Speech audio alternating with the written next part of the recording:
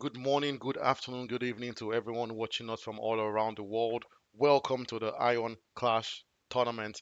I'm still your host, Dennis, and with me I have Kent. Welcome, Kent.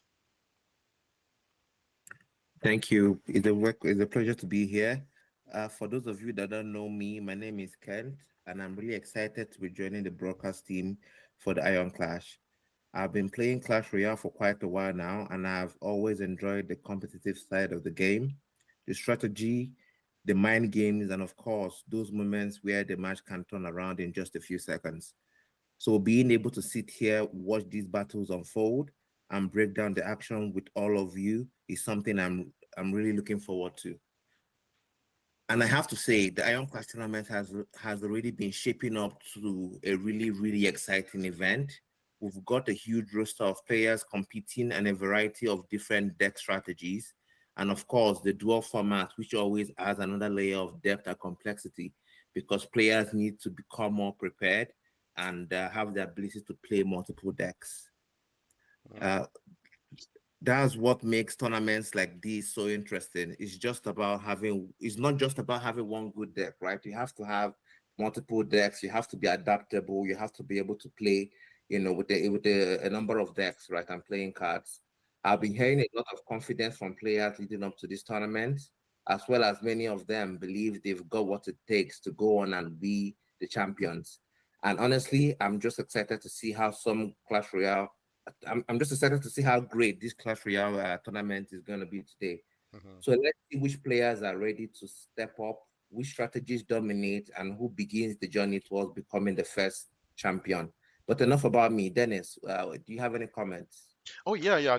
You said it all, Kent. Amazing tournament has been so far. We're really looking forward to the players moving on from just the playoff stage all the way to the group stage and finally getting to the knockout stage. We already have some players already that have moved on from the playoffs to the group stage. Congratulations again to DTM. Congratulations again to Max, to Venom, to Desco. And sadly, we've had to say goodbye to a couple of players that weren't able to qualify from the playoffs to the group stage. But that's what it is, right? That's what happens in this tournament, right? We didn't make any promises for everyone to to move to the finals. We have to let some people go, and that's what it is. But even if you didn't do well in this tournament, right? The Iron League is always going to be here. We're always going to be giving back to back different tournaments for different games. So look out. We're going to announce our next tournaments sometime in the coming months. And if it's a game that you play or something you want to participate in, our doors are always open, and we always welcome you to come back. But yeah, today's game match is gonna be first match is gonna be Dada versus OK.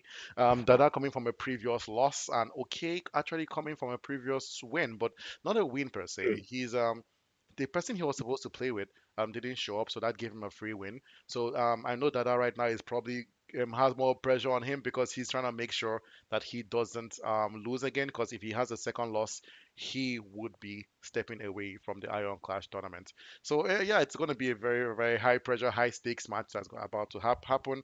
Apologies for everyone that's watching our stream right now. We wish we could show you our beautiful faces, but sometimes these connectivity issues happen. They happen to the best of us, and it's we're going to just go all audio for now, and maybe during the stream, if things get better, we might show you our beautiful faces once more. But for now, we're going to be all audio. But really, you're not here to see our faces, right? You're here to see some Clash Royale gameplay, and we have loads to offer you today. The lineup today is amazing, guys. If you don't know what the lineup is, go to our website www.theionleague.net.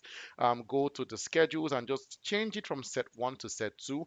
You would see all the matches that we have lined up today, and it's going to be amazing. We have Dada versus OK. We have Alvin versus Molly at the end. We have Bad versus Carl. We have him versus the Beyonder. So it's really going to be an amazing lineup.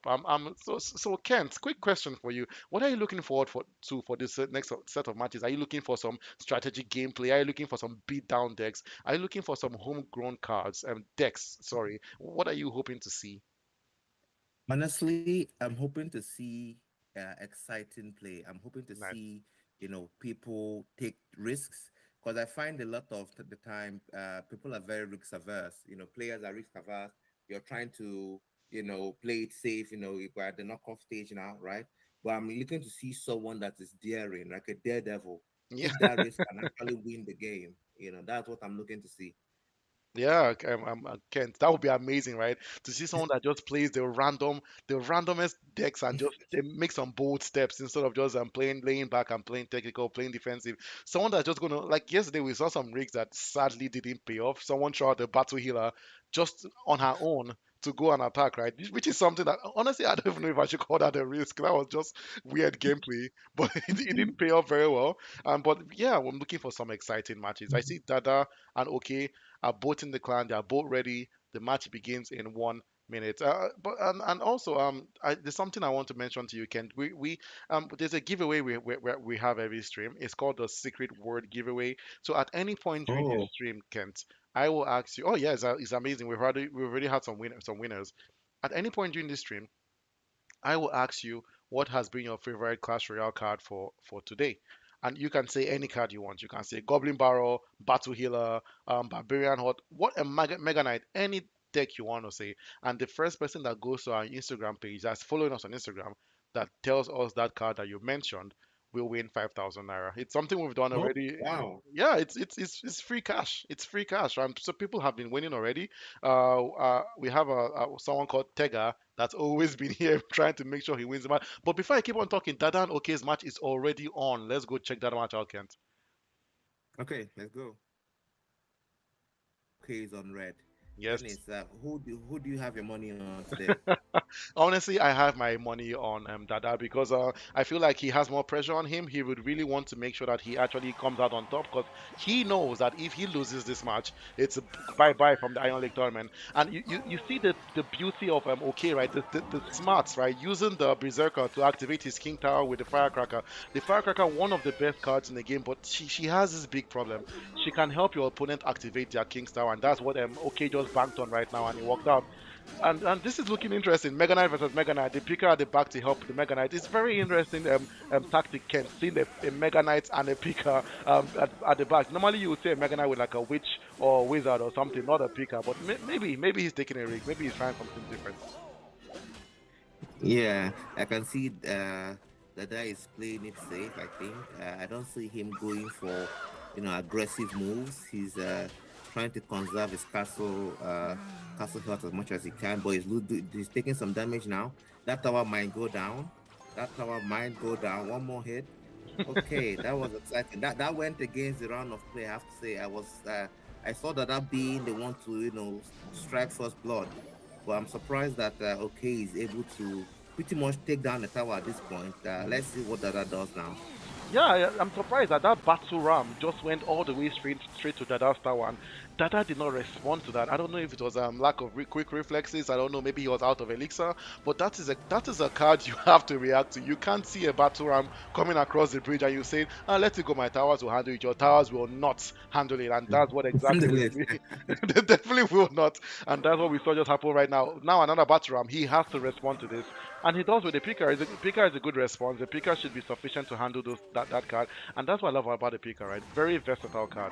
Now he's sending out the Yes, Mega Knight and the picker again. I wonder what becomes of this Kent. I really wonder. I find the Mega Knight, the Evil Mega Knight, is one of the better cards in the game, in my Yes. opinion. That ability to knock people backwards, it's impressive. Everyone has to be using the evolved Mega Knight. It's the card that if you don't have on your deck right now, you're snoozing. It's a real big game changer. And I feel OK is using the same strategy, sending the battle ram at the other tower, right, trying to distract Dada, trying to stretch out his defense very thin. And I think that second tower is gone. There's just no way for Dada to come back from it. It's not looking good for Dada, Kent. I think we might be saying goodbye to someone at the end of this match, Kent. What do you think? Yeah, let's see. He might make a comeback. He might make a comeback. I think it's too late. Oh no, I think it's too late. I was trying to support the underdog, but I don't think he's going to be able to do it. He's throwing everything he has now on OK, but I think it's a little too late. I don't think he's going to be able to, yeah, make a difference now. I think the first win goes to OK for this one. Very good play, very good strategy. I find if you find a strategy that works, you don't have to change it. The battle ram worked for him the first time, and he Mhm. stuck with it. Sometimes it's the simple things that matter. Let's see how the second round goes. Let's see who draws first blood. Okay, Dada is going for it again with the princess. That's a good card. Overkill. Overkill. Interesting. Responding to Yeah, a princess yeah, with a very picker. interesting.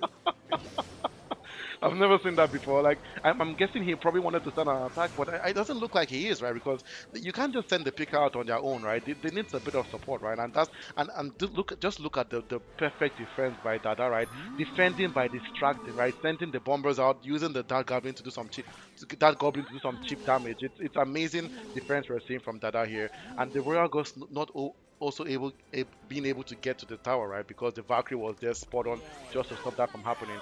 I like OK's game plan, right? Game plan. It's kind of similar to what he did in the last match, sending troops that run towards tower to towards Dada's tower, hoping to get a hit, and it's working for him. I look at the Ram Rider being able to get one hit, right? And people might say, okay, it's not a big hit, right? The tower is still kind of standing, right? But all those little hits count. You don't want to ever say, I'll let it slide, just like he did in the first match, right? Letting the battle ram hit his tower, and it really cost him.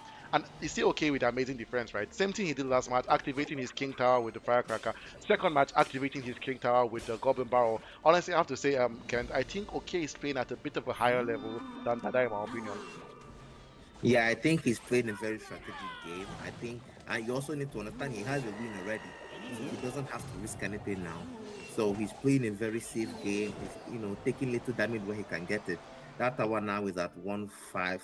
You've lost a good amount of health there, right? True, true. So, okay, he's playing a very strategic game. He has the win under his belt, so there is no reason to play aggressive. So he's letting that come for him. He's letting that play out his cards while he just tries to defend it every time. And I think that's working out for him. Oh, okay, Amazing. that's interesting. Did you see that interaction, right, with the bombers and the ice spirit, right? The ice spirit froze the picker right before the picker was able to attack the bombers, and that's why the bombers actually go to the tower. But now look at this push by OK, right? OK is actually like sending everything across the tower. Kent, it's amazing. Yeah, I like that's come back with the barrels. He was able to distract that Pekka, and Hmm. now he was not able to get a single hit in. That was a very good strategy. Oh, but I still think I think okay is just playing at a different level. His Yes. strategies are amazing. He's been able to take down another tower. It's not looking good for Dada. I don't think it's looking good for him. I don't see how Dada is going to come back from this, Kent. Like his King Tower low, and he says I can see he's already given up, right? He says that he drops the good game. It's a sign of you've won me, bro. I think we will Yeah, be saying goodbye to Dada at the end of this match, and we will. Amazing display by Okedo, decimating Dada with two wins straight up. We didn't get to game three. Dada, we're gonna have to let you go from the Iron Class tournament, but you honestly amazing gameplay by Dada still, right? He played really well. It's just I feel like OK was just the better man today. yeah. Okay, had the better strategy, and that first win gave him the confidence to play a very defensive second game. He did not really need to risk anything, right? So he Hmm. just kept it easy. And until he needed to pull everything out, he put everything on the table, and he was able to take down another tower. So very good game, okay. And yes, sad to see you go, but I think you did an amazing job as well. Who do we have next, Dennis? Oh, yo, we have in the next 8 minutes is him versus the Beyonder. Both of these players are both coming from previous. No, actually, I'm wrong. I'm wrong. The Beyonder is coming from a previous loss, but the Beyonder played amazingly well. I feel it was just a bad matchup for him. Him is coming from a previous. I have to confirm that. 1 second, I have it open here. Him is coming from a previous win, and he actually decimated his opponent. I'm saying he had 5 crowns, right? Right. So him is coming from a really good previous win. The Beyonder is coming from a previous loss. So both players right now high stakes, right? If him wins this second match, him moves to the group stages. If the Beyonder loses this second match, Beyonder is saying goodbye to the Iron Clash tournament. So both players high stakes. They both want to get a win in this match.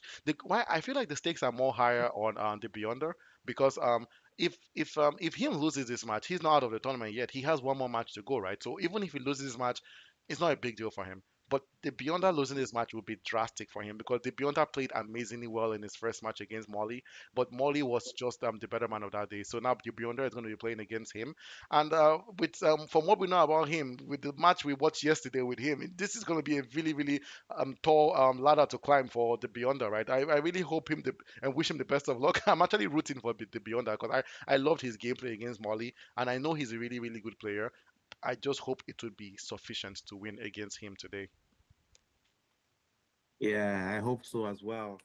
What was your favorite uh, big elixir card from the last match we just watched? So I Hmm. mean, elixir more than five or more than four at the minimum. What was your best high elixir card?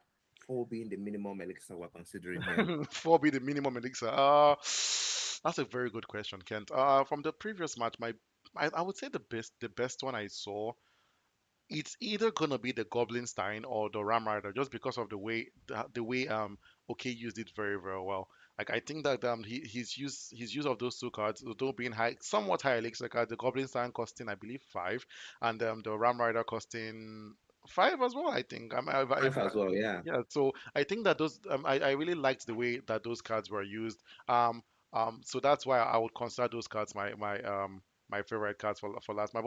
And I'm going to throw the question back to you, but not really a high elixir card, just a regular card. What card do you think shined the most at last match? What card do you think made set the difference? Honestly, I will agree with you. The battle ram Oh was the winner. yes. You know, the battle ram was able, and I think this is something every Clash Royale player. You don't let the battle ram get to your tower. You Like don't. do everything you can to stop that. You know, there are a couple of cards that if they are dropped, you have to shut them down. Yeah. Like your strategy, whatever you had planned prior to that card being put down, has to stop, has to wait. The card has to be neutralized, you know. And Yes. I think that was the what made the difference. You know, Yeah. and there are a couple of cards that are in that category. A mini P.E.K.K.A is one of them. If a Oh mini yeah. P.E.K.K.A is coming to the tower, that needs to be stopped. You know, Forget whatever you were doing what other before. card? Yeah, whatever strategy you had loaded is irrelevant then because It's you have to irrelevant. stop that card. It's so You funny know, how what other cards. cards do you think are in this category? Yo, You know, that I they're feel dropped, like. Oh, sorry. you have to deal with them. The mini Pekka is one of them, that's for sure. The regular Pekka is there as well, but I feel he's easier to plan against because he's slower, right? The mini Pekka is running down to your tower, so you have to deal with that.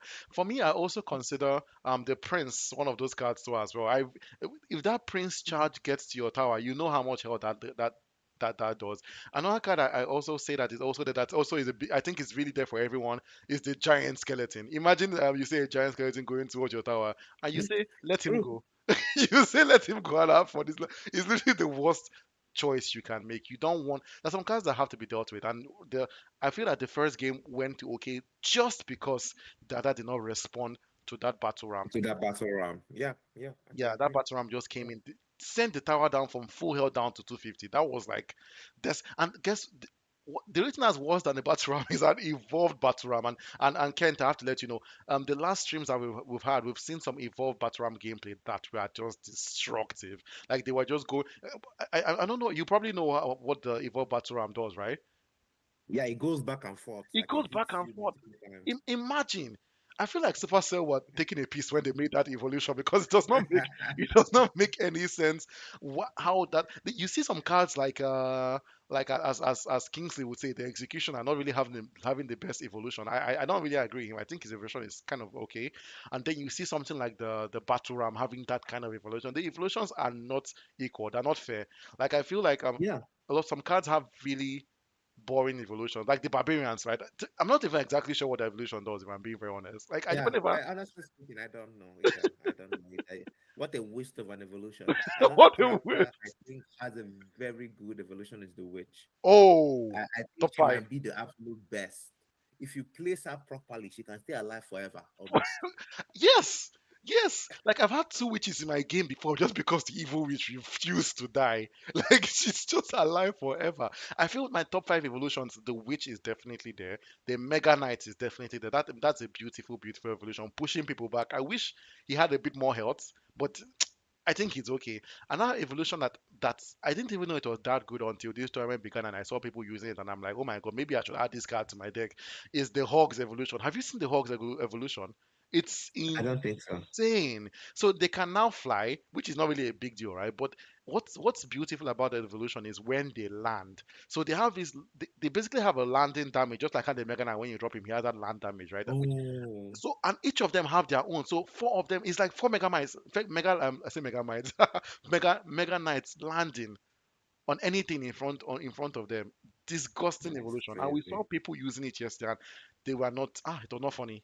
It was like when you see those evolved hogs coming your way, you're throwing, and I feel bad for those kind of cards, right? Because hogs cost 4 elixir, but to defend that, you might spend everything just because you know that if that thing should get to your tower, it's over.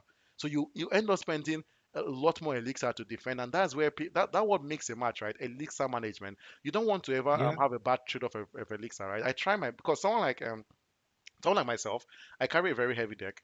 So because my deck is heavy, I can't waste elixir. If you have a 2.9 deck, you can get away with almost everything because you know that your troops are Yeah. your troops will come back. But when you're using a 4.5 elixir, if I drop a witch and my witch does not do some defense and also do some attack, I feel like it's wasted.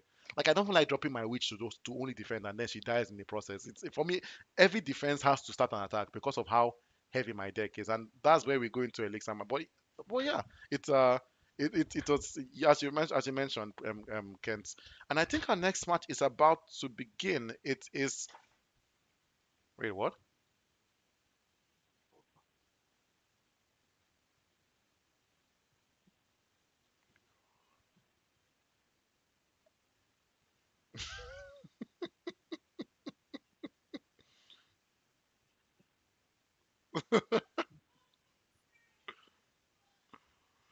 Eh, it's just a bit of a technical difficulty we're having here, guys. Don't worry about it. It's okay. Uh, I think I think if you leave what happened is so funny. You know what? I want to tell you guys on the stream. It's actually very funny what just happened. I think Kent was trying to view the match and mistakenly joined the match. So he's playing against him right now. I'm not going to show that to you guys because that's what you're here for, but it's funny. But yeah, we're going to begin the next match shortly. It's going to be him versus the Beyonder. The Beyonder is already ready. Our team is just letting him know that he just has to wait a few more minutes before he can start his match. Sadly, in Clash Royale, there's no way to cancel a match. I wish that there was a way to cancel a match in Clash Royale. If you just press, maybe if you close the game and open it again, and I don't know. I think if you do that, the game's still going to throw you back into your match. So you basically just have to play it out. Maybe just quickly lose. I hope you're not playing this seriously. You're playing this seriously. Oh God, that's funny. I think it's just the best. Someone just quickly loses the match and we go back to the screen. Ladies and gentlemen, this is what I love about the Iron Cast time. Eh? Fun stuff like this always happen. Kent is out there giggling to himself. It's just funny. But yeah. Yeah, I see Tega is back online. Hey Tega, how's it going? I see you. I'm reading your comments on YouTube right now. You said Dada is a good play, but to play bait decks, you need to be very technical. Oh yeah, you're right. I think Dada had a bit of a bait deck, and he wasn't very technical, and I think that's where he kind of lost, right? And also, I have to give it to OK. OK, you're all right, Tega. OK knows his deck. His deck was amazing. OK was playing splendidly well. There was just no way for Dada to come back from that, and I really look forward to seeing what that means actually, I totally forgot it. That means OK now moves to the group stage because he actually is coming from a previous no show, so he did win his first match, and now he's going to be moving on to our group stage. Congratulations, OK. I forgot to congratulate you. You deserve your accolades. Welcome to the group stages. As I mentioned earlier, everyone's going to see their group stage matches coming next week. So just look forward to it. It's going to be exciting. Yeah, we're just gonna wait a bit for the Kent versus him match to end. I don't even know why Kent is playing this match seriously. I don't want to make it too easy for You him. know what I I'm saying? You put want up to some train kind of defense. a bit of practice, right? A little bit of practice doesn't kill anybody.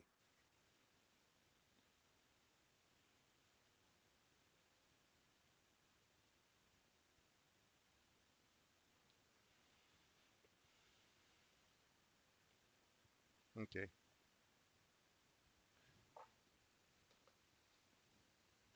Yeah, just a reminder to everyone out there, we still have the secret word giveaway going on. So it hasn't happened yet. It will happen during this stream sometime, some way. I see Tega is already online waiting for it to happen, right? Tega, you need to let some other people, someone else win this time around, man. I know, right? It's free money, but let someone else win. Man. Tell a friend. I will say, Tega, next time you're coming for this stream, right? Invite a friend over, right? Let the friend win the secret word giveaway this time around, right? I know, yes, you deserve the accolade, right? Because you are the one that has been watching watching our stream. But I would say, yeah, let someone else win. Me, man, let someone else win.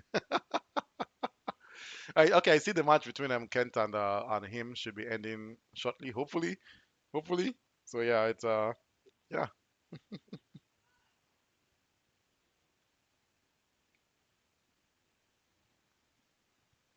yeah. I see Tega is also saying that him is going to come out on top. Uh, we never know, right? Oh yeah, well, Tega, you are right. You are a prophet. Him came out on top, but now the real match between him and Beyonda is about to begin. Yeah, we can now get that. We can now get that ready. Very interesting that just happened. I'll say Kent, before you click on the, the match, maybe we'll wait a second or two. Let's make sure that the match actually begins. And now the match between him and Beyonder has actually begun. Let's go watch some beautiful Clash Royale gameplay, everyone. Welcome everyone to the Iron Clash tournament. We have him versus the Beyonder. Him in blue, the Beyonder in red. Beyonder coming from a previous defeat, hoping for a win this time around. Him coming from a previous win, hoping for a win this time. I really, honestly, as much as we commentators have to be impartial, right? I'm really rooting for the Beyonder. I don't want to see him leave the tournament. I really like his gameplay, and I hope to see some more from him. But we never know how it goes, right? And now him beginning with that goblins to the edge, right? And him sending the emotes, right? The laughter, him trying to play some mind games with his opponent, right? But I know beyond that, I know the beyond that. He's not going to fall for all these tricks, Kent. He's not going to fall for all these tricks. Yeah, I think my favorite to win is also the Beyonder, just because him beat me in the little bit in the experience. So for that singular reason, I'm supporting the Beyonder, and I hope he comes out on top. But let's see. Let's see, right? Yeah, the Beyonder is really doing some good damage to him, some tower, but him's also doing even more damage. And I feel like where the Beyonder is failing is he keeps letting the Dark Goblin get handled by his Princess Tower. I think because of the Dark Goblin has really, really little health points. He's saying, my tower will handle that, but you can't let the Dark Goblin get handled by the towers. From my experience, the Dark Goblins do massive damage. Each dart doing almost 200 or even 300 damage on the tower, right? And most time the dart goblins will always get 3 hits on your tower before they die. That's 600 damage. You don't want to give that away just because you're trying to conserve some elixir, right? And him with the taunting, constantly taunting the Beyonder, sending the laughing emotes, trying to play mind games, messing with his head. I really hope that these mind games aren't getting on the Beyonder because it's looking like it's going to him, right? Beyonder is reacting so much slowly, and look at the perfect timing of the freeze by him. Kent, I think this match is going to go to him, right? I'm really, really concerned. Yeah, I don't think so yet. I think they still have a whole minute to figure it out. I also realized that players with heavier decks benefit more from the 2x elixir. Yes. So I'm hoping the Beyonder is able to, you know, stun him now with the 2x elixir. But it's looking like him came prepared. And, his strategies are playing out really, really well. I think, Look at those hogs. oh, Look at those hogs. the Look at those hogs. Hawks, yeah, oh, that is amazing. But they stopped He them was able to actually. deal with them beautifully. Yes, he was able to deal with them beautifully. That's good to see. I have That to is good to say, see. him is I in. have to say, Uh huh. him, yeah, him is playing really well. Yes. Him is playing really, really, really well. He's able to manage the cards. He's able to manage his elixir. He's able to place his cards properly and defend really well. I think he wants to take the one tower win. I don't think he's going for another tower. He's playing it safe. Just any win is a win at this point. Yes. And trying to just take the tower here. He's taken down already. We have 5 seconds to Look go. at this. What? Will it be We have enough? 5 seconds to go. One more hit. What? One more hit. That was so Oh. close. That was so close. This is why sometimes I like to carry a long range at a card, like a fireball or something I can deploy from long, or even a vine. Surprisingly enough, the vine does almost 150 damage, or about Really? 150 damage. Yes. So I always like to hold a long range card for those close calls like this. But let's see now. This is round two. Him already has a win. The Beyonder is trying to catch up now. He needs to win this round He needs to. to be able to stand a chance in this tournament. What was the most exciting part from round one, Dennis? Honestly, I loved seeing the royal, evolved royal hogs and being sent out by the Beyonder, but I feel like the Beyonder did not cycle those hogs well enough, right? He has to. Hogs are not a card you want to keep on the back of your deck until the end of the match, right? You have to keep on sending them out because most times than not, they usually get to the tower of your opponent and they do a bit of damage. And honestly, in a tournament like this, take any damage that you can get. So you have to send them out, even if it's just 100 damage. You have to send them out. Also, there's another thing I noticed that the Yeah. Beyonder was doing it. He was letting his Princess Towers do a lot of the defending for him, right? Like especially with the Dart Goblins, you see the way he just kept on letting the Prince Tower kill them, and that's what was chipping on his tower, and that's what made him actually lose that tower, just because he kept on letting that happen. And now I see the Beyonder carrying the three musketeers. The Beyonder is a person that uses very heavy decks. I noticed the last match with the Aurora recruits, this match with three musketeers. This is the first time I'm actually seeing three musketeers in this tournament, and just look at that. This is what I'm talking about, right? The Beyonder believing. I think he has too much belief in his Princess Towers. Letting that if he dropped a card to defend against that giant picker, maybe that picker would have not gotten a hit on his tower. But he believed that his Princess Tower would do enough damage, and that's what's costing him this match as well. Kent is not really looking good for the Beyonder. Is not, is not. Yes, I think that strategy is what will really be his Achilles heel, letting the Princess Tower deal with cards. Like, how do you let a picker get a hit? Yes, That's really 101 of Cross Royale. You don't let a picker get any hit. any. You could have done something there.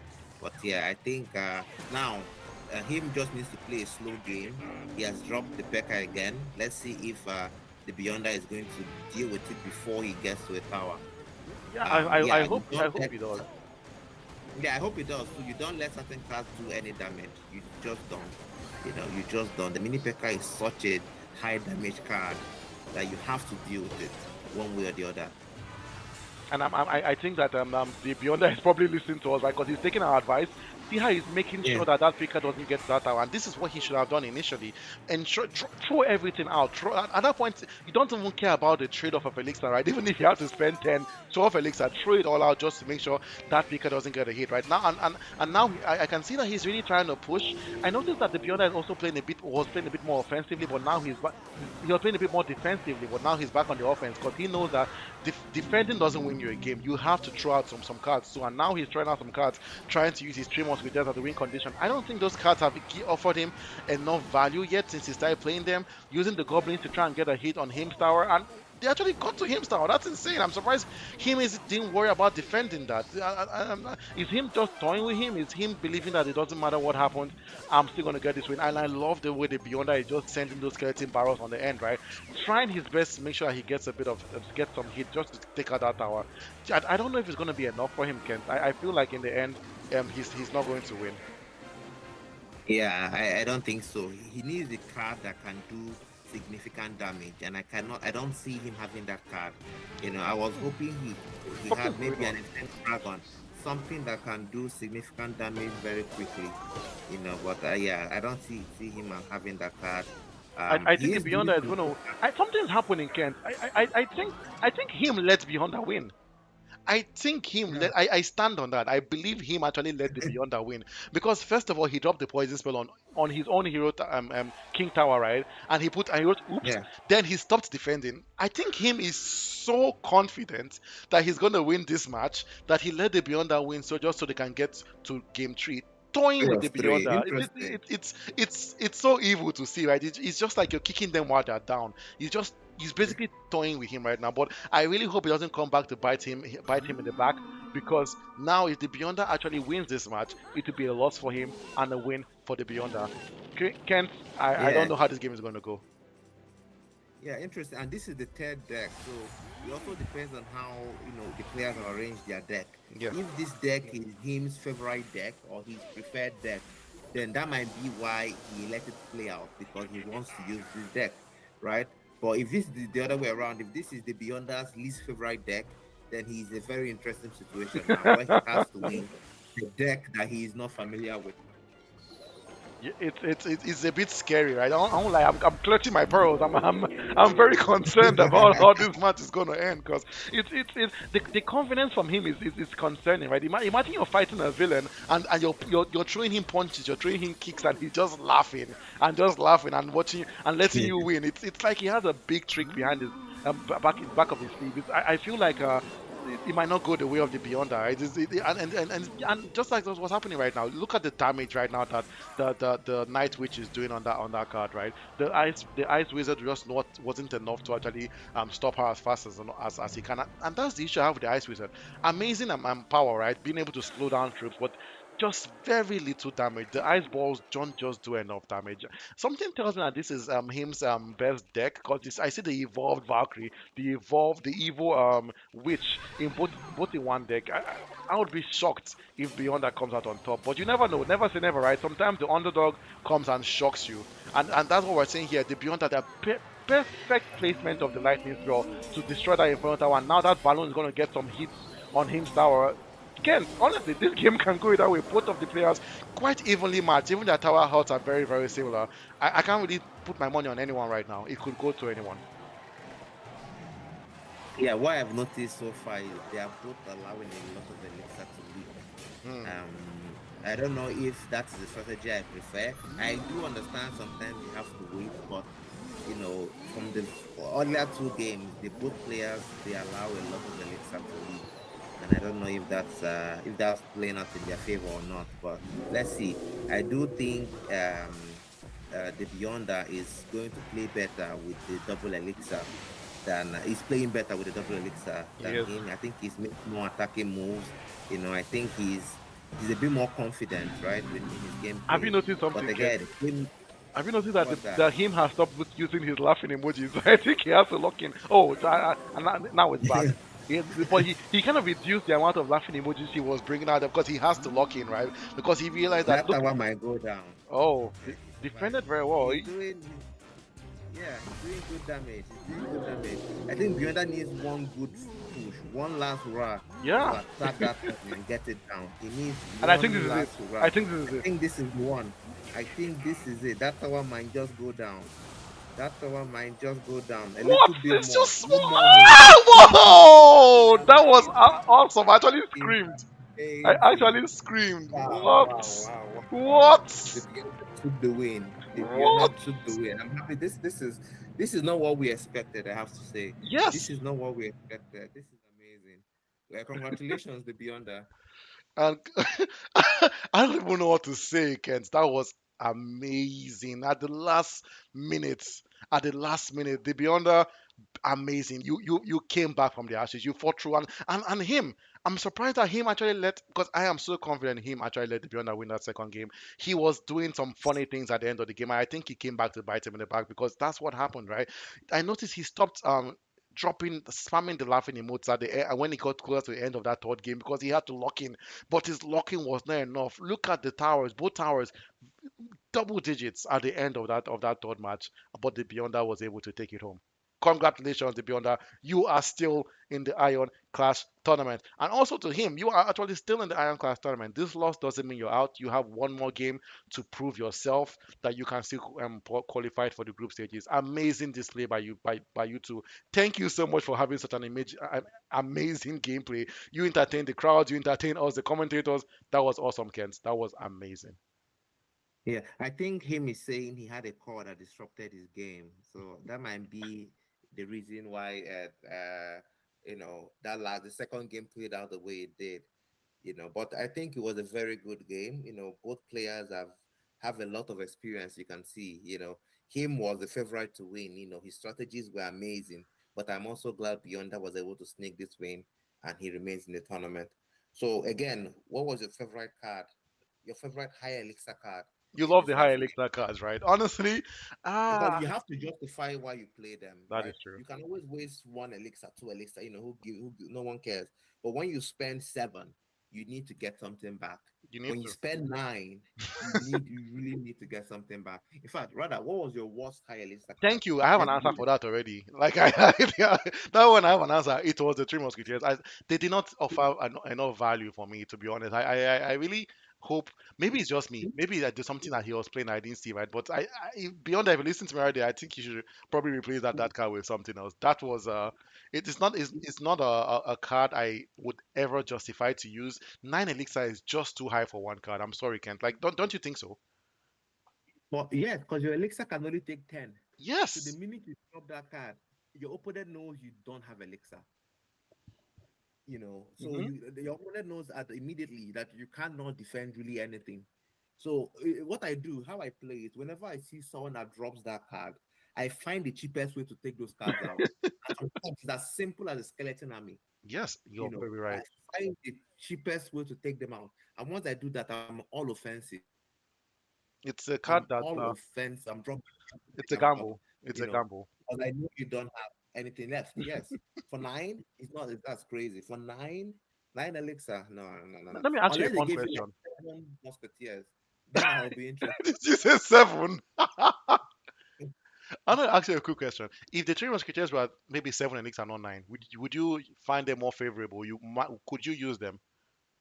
You said seven and not nine, so I have to look at what are the cards that are seven elixir. You have The Mega the Knight is Pekka. seven. Pekka is seven.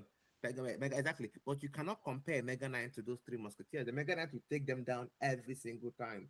You know, if you place them well, a Mega Nine will take those three down every single time. So That is I true. still don't think. I think a good price for those three musketeers will be five at the most, Hmm. because they are as effective um what would you call these Well, like guys? Zappies.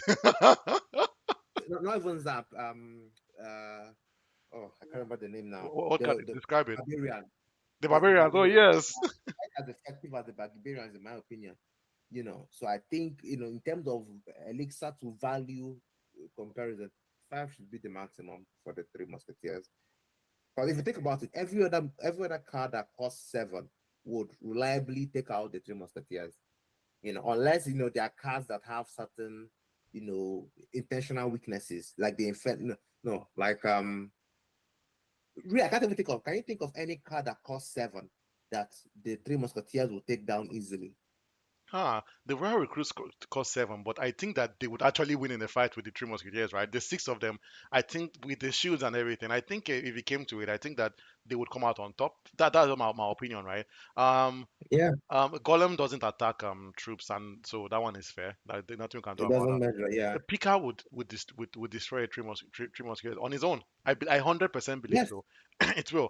Um, what else is there? What other high card is? Okay. And most high cards like that cost a lot of elixir, right? They're also not even they're not cards for playing. They're cards for how do I put it? They're cards that go straight to towers. Like look at the Golem Yeah. costing 8 elixir, the Lava Hound, the Electro Giant. Those are high elixir cards, but they have a mission. Those cards are dropped to go to tower. They are win conditions. Yeah. But the three Yeah. musketeers, you can distract them. A fireball costs 4 elixir, and that is an answer to three musketeers. It's such a bad trade-off that I almost never seen those cards used well, which is sad. But some people use them and they use them quite well, but maybe they're better than me because I can never have the three musketeers on my deck. Just too expensive for the amount of value that they provide. It's not worth it for me. I feel it's a bad trade-off. It's just a bad trade-off. Even a wizard would take out the three musketeers reliably if they are standing close to each other. Yeah, they You will. know, a It witch will well, actually. a witch well. So there's just so many cards that cost half of them that can handle them. Yeah, I also think that was part of the things that didn't work in his favor, using those three musketeers. I think he needs to change his deck to take those guys out and include more cheaper offensive cards that do significant damage. Yeah, he loves his heavy deck, that's for sure, right? The Royal Recruits. But to be honest, I know you really didn't like the Royal Recruits, but are you beginning to warm up to them now a bit?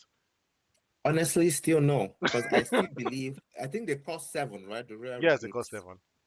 Seven, exactly. So for the seven, if because the strategy I see people try to do is you drop them and three attack each tower, right? Three come from one side, three come from the other side, Yes. which seems reasonable. You're spending seven. But if I drop my skeleton army right in the middle as well and they split into halves, those skeleton armies, there's a good chance that with the skeleton army distracting those Royal Recruits, yeah. royal recruits, my tower can take them down. True. So again, you're spending seven and I'm defending with three. It does the math is not matching. I think that I feel like almost every single card in Clash Royale can have a bad trade-off if you think about it that way. Like how like put now, let's say like a golem, right? The golem costs 8. But to defend the golem is an Inferno Dragon which costs 4. So that means it's almost never good to play a golem because you always have a. I think there's always a kind of a cheaper alternative to defend it. Like even the Mega Knight, right? The Mega Knight is a good card that costs 7, and Dragon is an answer for a Mega Knight that costs 4. So, but well, Yeah, but I can see that Well, I see where you're coming, and the difference is a 7 to a 4, which is trade elixir trade-off. But I feel like still the Mega Knight still kind of offers more value. Like it's not just an offensive card; it's a defensive card. It's just a better card overall than the Three Musketeers. But maybe it's just, I keep And on saying, maybe it's just me. no, no, I can also give you an answer. There is a simple solution with the Mega Knight. So when I carry, you're right. Any Inferno type weapon would deal with the Mega Knight. Would deal with any high health card, Mega Knight, Giant, whatever, right? Because of that multiplied value of damage by time, you know. So what I do is I carry the Mega Knight or I carry any of those cards, and I carry either a freeze, a shock, or a vine that I'll be able to slow down those attack mechanisms that deal with that. The more they attack you, the more the damage multiplies, right? So if I Hmm. can pause it for a short duration of time, that sometimes gives me enough leeway to be able to do enough damage. That's you true. know but in the case of these cards we're talking about, the Three Musketeers, what can you do? There are just so many cards that can go against them. That's There are true. just so So many many. options. So many options. There are just so many. Because with Mega Knight, the Skeleton Army cannot destroy Mega Knight. That is true. That is true. They can't. Alone, they can't, right? But a Skeleton Army can destroy a P.E.K.K.A. So the Mega Knight is the most versatile. It's just the best card you can really use. And you see that every player, every professional player I've watched, they have that card They because have you it there. cannot do without it. It's a really good card. It's a really good It's card. well rounded. I feel like some cards in Clash Royale, I feel like are just well. I feel like how Clash Royale is this. There are some cards that are just generally well rounded cards, and then there are some cards that are just answers for some other cards, right? Like look at this now. Like a card I consider a well rounded card is the Mega Knight. The Witch. For me, I feel the Witch is a very well rounded card. I don't know why, but the splash damage, spawning the skeletons for distractions, that's a card I feel like is very well rounded. But then you see Yes. a card like the Inferno Dragon. It by any means not a well-rounded card, but it's an answer. I feel like Yeah. when people carry an Inferno Dragon, or when people carry like an Electro Wizard, I feel like those cards are not there for your well-roundedness. They're not there for your attack. They're there for answers. You know you're dropping your Yeah. Inferno Dragon when you see a Mega Knight or a Pika or a Golem. You know you're dropping your Electro Wizard when you see a Sparky. Like those are cards that or an Inferno Dragon too as well, right? So those are that I feel like people have to have a good combination of both to actually make a very good deck. And we're getting word right now from the back that the next match, Bad versus Carl, Carl is a no-show. So that what that means is that's going to be a win for Bad. We'll be moving on to our next match starting in 4 minutes. Itimi Itwate versus Lords GZ.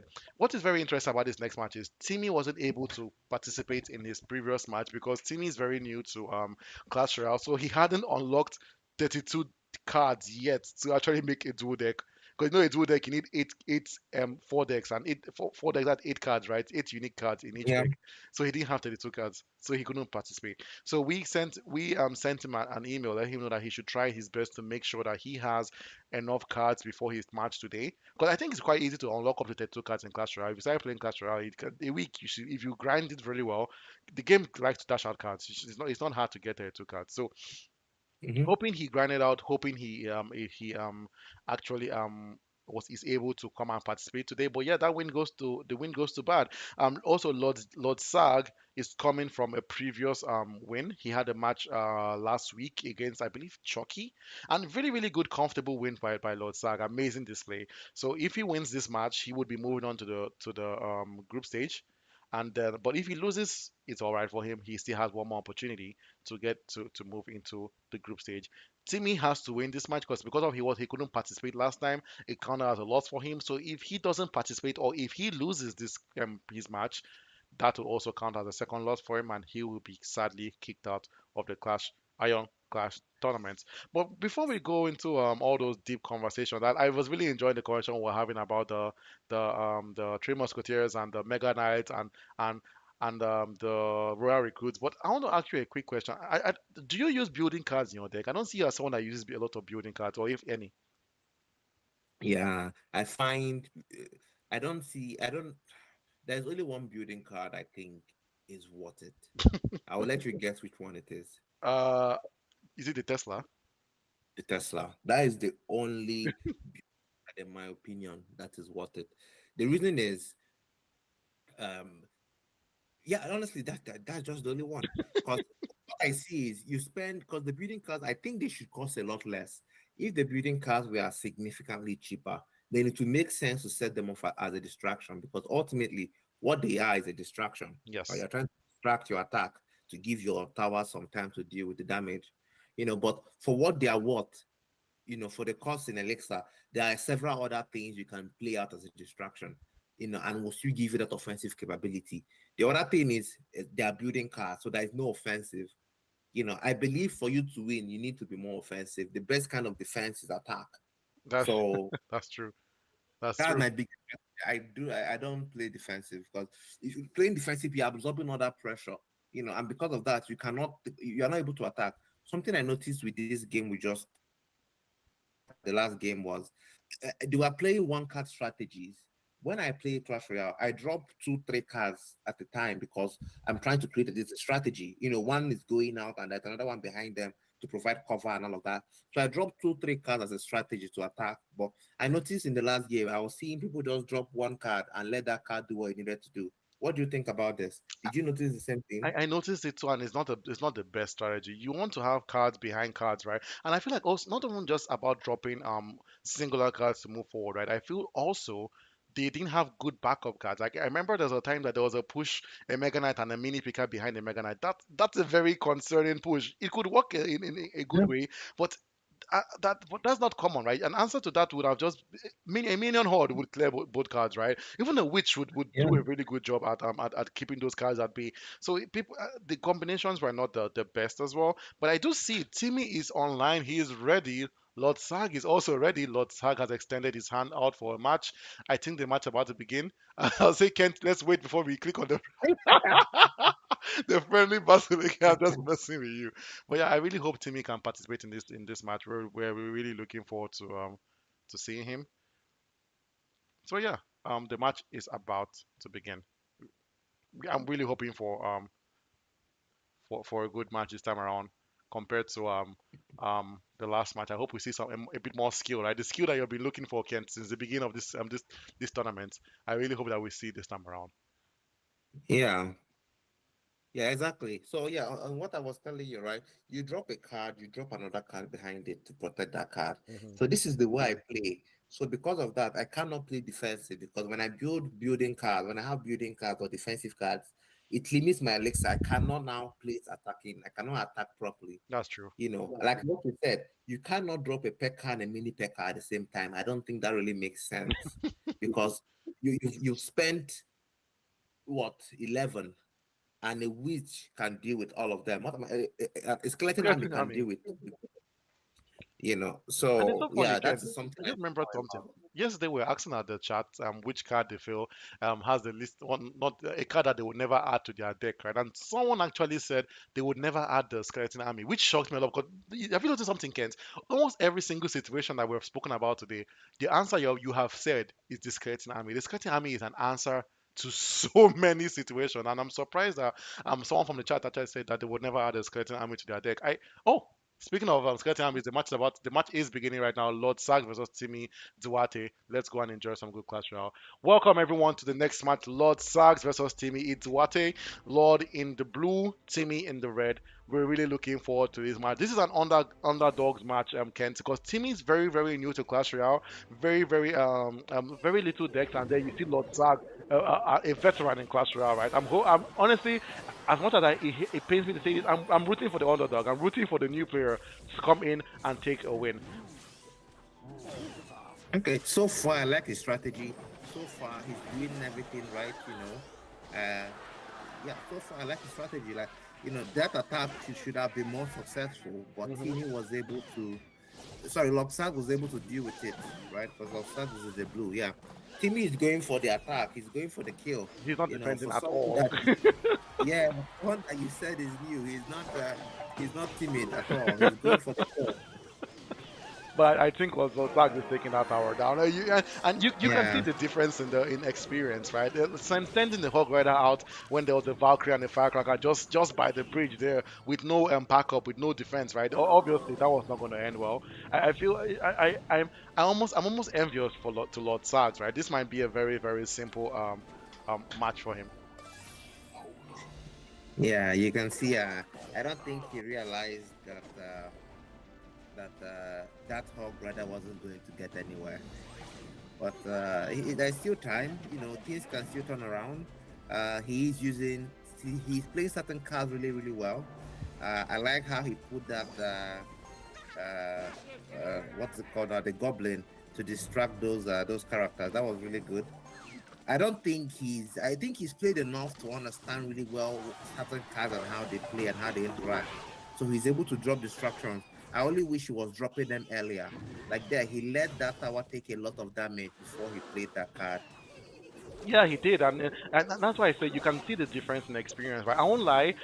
Timmy is doing a lot better than you would expect someone that's quite new to the game to do. But you can just tell that Lord Sags is having the upper hand right now. Timmy one tower already down. Second tower by the time this Hog Rider gets there is definitely down, and it's looking like a trashing, which I hate to see. Right, I was really rooting for Timmy, the underdog, but I feel like also just the lack of cards. Right, you can see that if you notice the kind of cards Timmy is carrying. Like these are all base level cards, right? The Hog Rider, the Giant, the Archer. These are cards that you get at the beginning of the game, and you can see that Lord's having the better cards, right? The more unique cards, right? That's really helped him out. Yeah, It's sad yeah, to and I see. find those earlier cards are very easy to defend They against. are. You know, yeah. The only card that was released really early that is really good is the Witch, but then Timmy doesn't also have the Evil Witch, so that also puts him in a The worse off disadvantage. position as well. Yeah, he doesn't Yeah, have any evolution cards, right? You can see from his deck, no Evo, no Hero. He's playing base Clash Royale at his finest, right? This is basically classic Clash Royale. And then the Skeleton Dragons. This is literally one of the worst cards in the game, in my opinion. I do not like these cards at all. They offer very little value, very little help. Look at how the Witch took them out so easily. Like it's a card yeah. that's one card I would never have in my deck. And you see Timmy, right, sending the battle ram down the tower, hoping to get a bit of some damage on Lord's tower. But just look at the bombarding. Look at the amount of cards right now He's going. at Timmy's tower. Yeah, that tower is going down. There's That no way. tower is going down. This is That so tower sad is to going watch. down. This is really sad to watch. I think it's going to be another three-crown victory for Lord Sags. It's almost difficult to watch, right? I feel like the last two matches, we have two underdogs, right? Beyonder was actually able to actually win his match as the underdog, but I don't think the underdog is going to shine again today, Kent. It's practically impossible. Yeah. I like he's trying to use the battle ram. I like that he's trying to still fight and try and get some damage. Just keep sending it out. At Keep this point. Yes. putting out the card. Another thing about Clash Royale that a lot of new players don't typically realize is your cards have to work well with each other. Yes. So you cannot just select cards because of you like what they do. There has to be that synergy across all the cards you have, how you hope to use them against your opponent as well. And I think the game is over. It's Yeah, over. it was a It's very good over. game. It was a It's very good over. game. To me, I think you have a little bit more learning to do, but you play really well. You try to defend. I think the biggest advantage was just an absence of good cards. You haven't unlocked a lot of the good cards, a lot of the hero cards, and those hero cards really, really, really make a difference, right? But the win goes to Loxags, and yeah. Dennis, do you have any comments on this one? So many comments. I feel like it's hard to give real criticism because I know that Timmy is just is quite new in the game, right? Because not just the cards, right? I also the lack of skill. I'm going to be honest. The placements weren't the best. Throwing out the Hog Rider, throwing out the Battle Ram. Just without any backup, it's not something that people normally do. And he was, I could tell that he was trying to look for an opportunity to kind of sneak in an attack from the other side whilst Lord Sags was defending. But a professional player, an experienced player like Lord Sags, they see that coming from a mile away, and they're always ready to defend that. So I feel like the cards were yes a problem, but it's what he has. So it's the cards he has been dealt, right? What he has to learn with, and also he needs to also find cards that have better synergy, as you mentioned earlier. His deck he carried in the second game against Lord Sags, very. it looked almost random. It looked like they gave him a basket of eggs and he closed his eyes and he picked out eggs and he put it. Yeah, So, but I'm not. yeah, I don't like, exactly.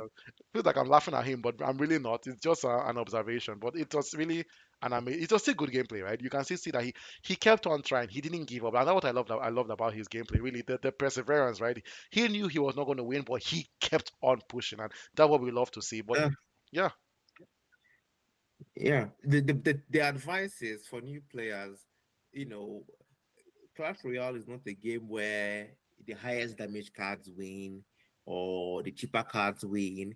You have to have a strategy, and your strategy can be as simple as, if you're going to drop a mini P.E.K.K.A, you know that skeleton army is the biggest issue for a mini P.E.K.K.A. You hmm drop a wizard behind a mini P.E.K.K.A. That's as simple as that. That strategy will cost you 8 elixir, 4 for the mini P.E.K.K.A, 4 for the wizard, and you have a good enough strategy. If your opponent drops a skeleton army, you're fine. You'll be able to deal with it, right? Or another common strategy we see is the balloon that drops the bombs. What's that called, Dennis? the regular, I think you just called the balloon. Balloon, right? So Yeah. that balloon with a rage and the vine is also another strategy we see. You Yes. send out the balloon, you keep, and once it gets to the tower, you rage it up to increase the damage, and then you vine up anything around it to make sure that it hits enough to take down that tower. So Clash Royale is a game of strategy. You have to drop multiple cards that work well with each other to get ahead, and that is something we did not see a lot of in this game, Yes. which is just, I guess, due to experience and how long he's been playing. But yeah, you have to understand what each card does and figure out how best to nest them. So you drop this and you drop something behind it so that card stays alive as long as possible. Because that is the goal, right? You drop a card, you want it to stay alive as long as possible. Because the longer it's alive, the more players you have on the field against your opponent. So again, what was your worst card in this game? I think you said it already, the skeleton dragons, right? Oh, I hate those cards, and I feel bad for hating those cards, but I just really dislike them. They die so quickly. Their damage output is just weak. It's basically, why would I carry that card instead of carry? I rather carry baby dragon. I know a baby dragon is one card, right? But I would rather carry that any day, like, over those, because and I think why I really dislike those cards is because of what those what those cards did to me. It's an experience, because when those cards first came out, right? I love the concept. Theoretically, they are amazing, right? Two dragons in the air doing splash damage. They should be a top five card in the game if you think about them theoretically. But they are barely used because of they are just bad. They just Supercell knows how to give and take away. They give the promise of a good card, but they take away so much that when you try to use that card that Yeah, meant to, like, look at the Mother Witch for an example, right? In theory, that should be the best gaming, the best card in Clash Royale. A card that when she yes, kills you, you turn into a hog, and those hogs do damage, and those hogs actually have good health points.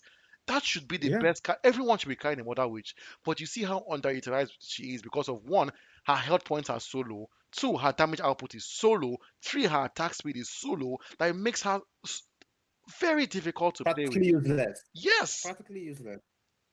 this is the argument that I and Chris were having earlier today, right? He was talking about his disdain for the Mother Witch because I feel like Supercell gave us such a good card, and then they snuck away the good aspects about her. And it's almost like a catfish. I call the Mother Witch and I call the Skeleton Dragon the catfishes of Clash Royale, because in theory, if someone told you about a Mother Witch, you've never played Clash Royale before, and someone told you about a Skeleton Dragon, you will say immediately I start playing Clash Royale, I'm using those cards, but they're just horrible cards to use. And for an example, right, a card that like it did that goblin, right, doesn't sound like a very cool good card on paper, right, but it offers so much value. They do a lot of damage, right. A card like which other card can I say is a simple is a sim like honestly, even the giant is a very simple card if Yeah, you think about it. It's just a big guy that goes and punches buildings, right. Very yeah. simple card, but he offers so Even the much Royal value. Giant, Yes, the Royal Giant that has the cannon, also a very good card.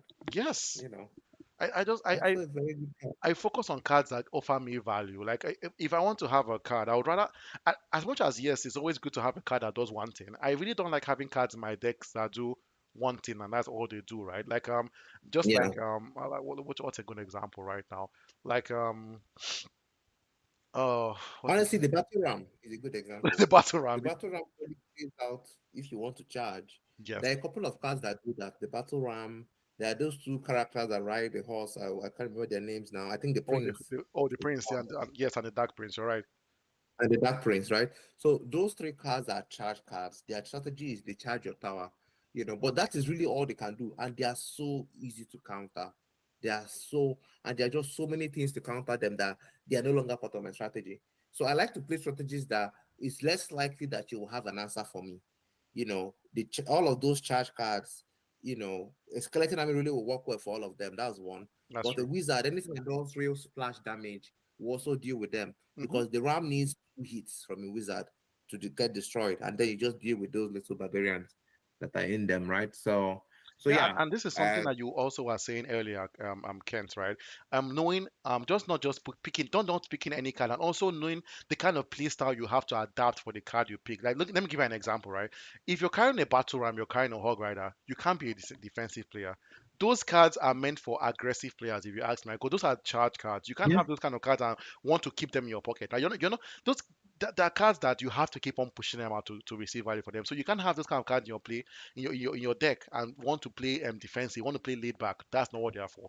If you want to play defensive, want to play strategy, you have cards more like building cards. That's one. I would say cards are more tactical, like maybe even a witch. A witch is not mhm, it's not a very aggressive card too as well. But cards that are aggressive, like the battle ram, the hog rider, the ram rider, the prince, the dark prince, those are cards that you want to have a bit of aggression in your gameplay. Yeah, I see. yeah, yeah.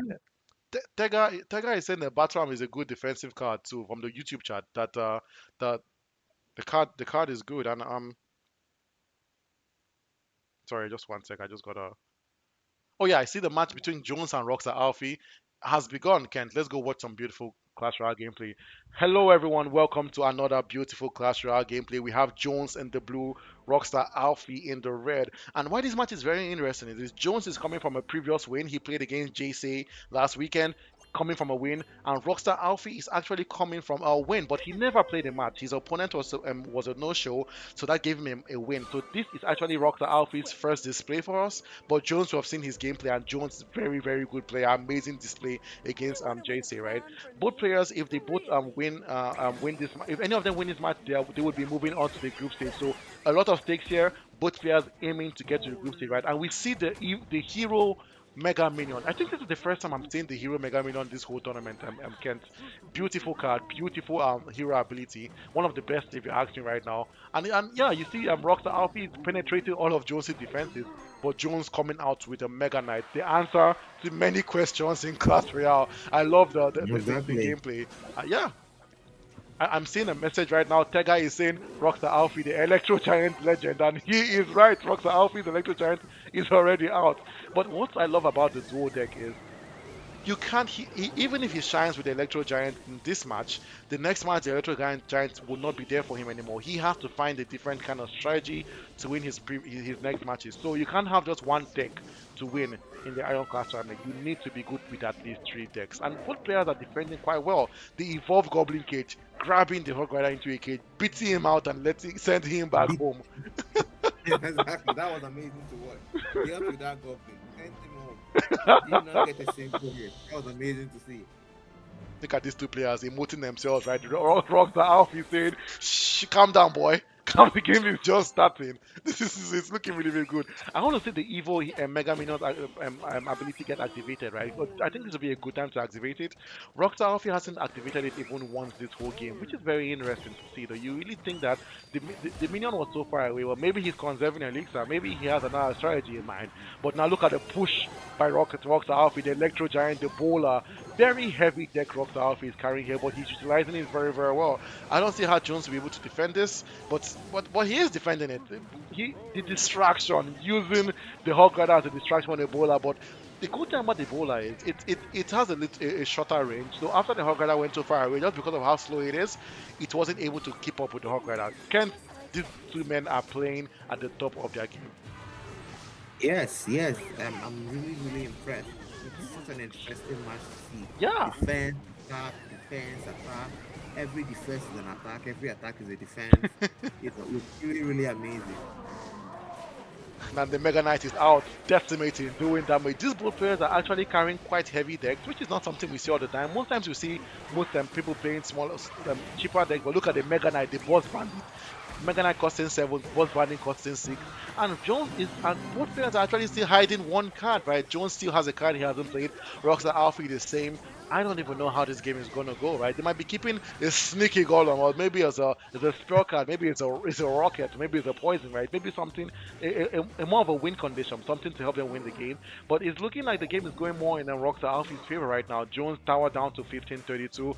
Rockstar Alfie basically still full.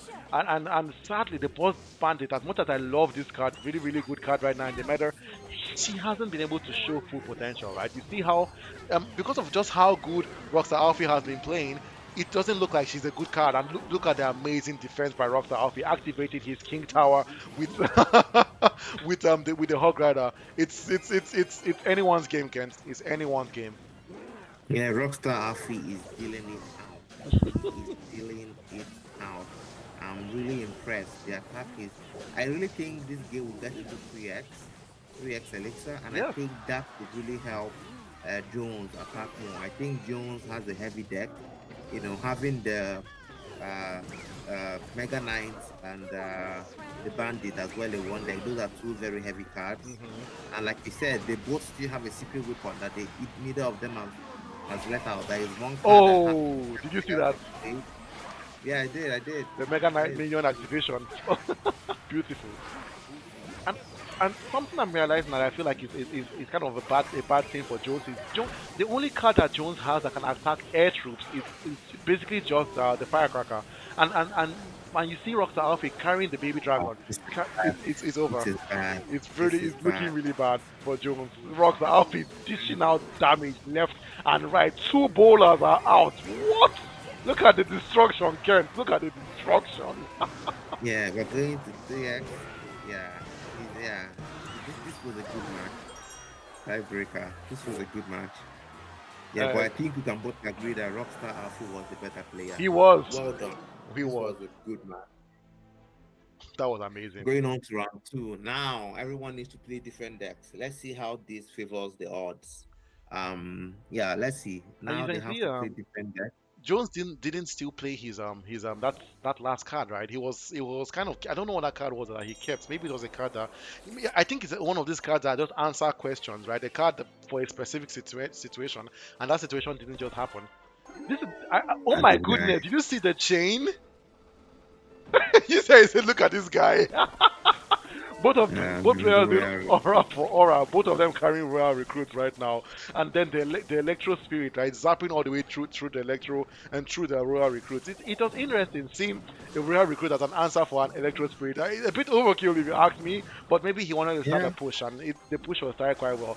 It's so crazy how these players are both using very similar decks. Ken, do you see that? yeah, Rare yeah, recruits, zappies. Like it seems like these guys are friends or something else because it's very similar. But now we're gonna see who utilizes the deck. Well, Kent, you see your favorite card is out right there. Your favorite building card is out, the Tesla. yeah. The Tesla. Yeah. The Golden Knight is such an amazing card. I don't know why people don't use it enough. The Golden Knight is amazing. That ability to charge and do damage to multiple players is something I really use a lot of the time. Oh yeah, it's very very helpful. But I'm surprisingly I didn't see that get utilized. Now I was expecting that like Rockstar would actually activate the Golden Knight ability when all those royal recruits were around him. That would have been nice Okay, for him to that go was, around, but he didn't do it. He didn't do it. yeah, maybe he was saving elixir for an offensive. I don't know. I don't know. But right now, the game is actually looking more in Jones' favor. Rockstar's tower down to 1988. Jones' tower still at 2331. I'm really hoping for a game three, Kent, because I'm loving the gameplay that these two players are additional right now. It's looking like a very fun match compared to the last match that was more of a trashing. This match is looking like both players are both experienced, seasoned veterans, if you can say, and they're both holding their heads high, saying no. no, we will take this win. And I feel like what's really cool about this match right now is that, as I mentioned earlier, both players are basically fighting for that spot at the group stage, right?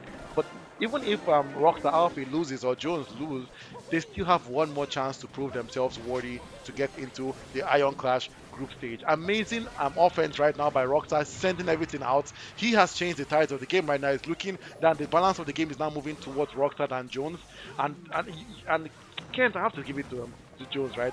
His offense has been immaculate, but look at the way Rockstar is defending. Rockstar is defending like a professional. This is looking really good. Yeah, the reason I love those ones, they will die, yes, but they will do damage and they will, you know, such a good card, such a good offensive card. What? Did you see what just happened right now? I think Jones misplaced his fireball. Maybe he was Yeah, and it anticipating. wasted. Yes, I think he was anticipating, and maybe oh my goodness, the evolved rare recruits, how they charge you at your tower at the end. Look at the amount of damage that did to that tower, right? It's not looking good for Jones. It's not looking good, prof. It's not looking good right now. It's Jones Yeah, down to 420 and Rockstar tower health still high. We might not get a game three, folks. We might not get a game three, but I still believe in Jones, right? It's not what a lot of our class trial is. It's not over till it's over, right? Sometimes you just keep on pushing, you just keep on trying, hoping for your opponent to make a mistake, to make a little bit of a slip up. And if that happens, you seize the opportunity and you take a win. And I love what Jones is doing right now. He knew that the Tesla was about to run out in health, and then he sent out the Hogs, right, to kind of go in and do some damage, but just not sufficient, right? Just not sufficient. Both players with their defensive buildings, amazing drops. But Rockstar has just played better today, right? Look, two towers both going down. Which will the go down tower is first? down. Rockstar. This is good. This That is was a good. good game. It was a good game, but I think Rockstar was the better player and he did deserve the win. Oh yeah, he definitely did deserve the room. Amazing play style. Both very similar decks, especially them in the second deck, right? When Rockstar was carrying the Royal Hogs and he was carrying the Zappies, just as the same as just like Jones too. But Rockstar just are playing at a bit of a higher skill level than Jones, defending amazingly. Of them, the attack was just great, sending it. And I have to say, Kent, you have to you have to tell me you're definitely your mind should be changing a bit from the Royal recruits, right? Because you're seeing the way they're being utilized and they're being utilized so well. I think after by the end of this tournament, you might start liking the Royal recruits. Let's see. Let's see. Let's see. I did like the way they were played. I won't lie. It was a good use for them, right? But there's also a reason why the Royal Recruits was not in either of their first decks, right? Because I don't think the Royal Recruit is the first option for anybody. Should be a first option if you're looking to win. Second option, maybe, right? At that point, you don't have a lot of good cards. So sure, I think they will get a slot as a second or third option. But I'll be surprised to see someone that has the Royal Recruits in their first and primary deck. Really? Yeah. Yeah, I feel like you're right there. Right? It's I don't know how to place the Royal recruits. They're not the best by any means, the best at offensive card, and they're not also the best defensive card. I feel like they're very specific, right? If an opponent is charging your two towers at the same time, that is literally the best card to play. The rare recruits or the skeleton army. But how many times does that happen? It's I don't know, Kent. It's I'm a bit perplexed about my feelings towards those cards because what I'm watching here, people are playing those cards so well. It's making me kind of like them, but in the end, maybe would I add them to my deck? No, just too Yeah. expensive for me. Just too expensive for me. Yeah, I would agree so. Also, just too expensive. So the same question: what was your favorite? No, your least favorite card that was played in this game? Least Hmm. favorite. I think there was a lot of good cards, but which So one was your many. least favorite? So many. I feel like this is one of my favorite cards, but for this game, I would say it was one of my least favorite cards to watch, and that was the Boss Bandit, just because of how well Rockstar Alfie was taking her down. The Boss Bandit on her own is she's such an amazing destructive card. You don't want to see a Boss Bandit coming towards your base. She's basically like a mini picker coming towards your base. You have to deal with her immediately, right? But the way Rockstar Alfie dealt with her so well. Like it made her seem like she was just goblins.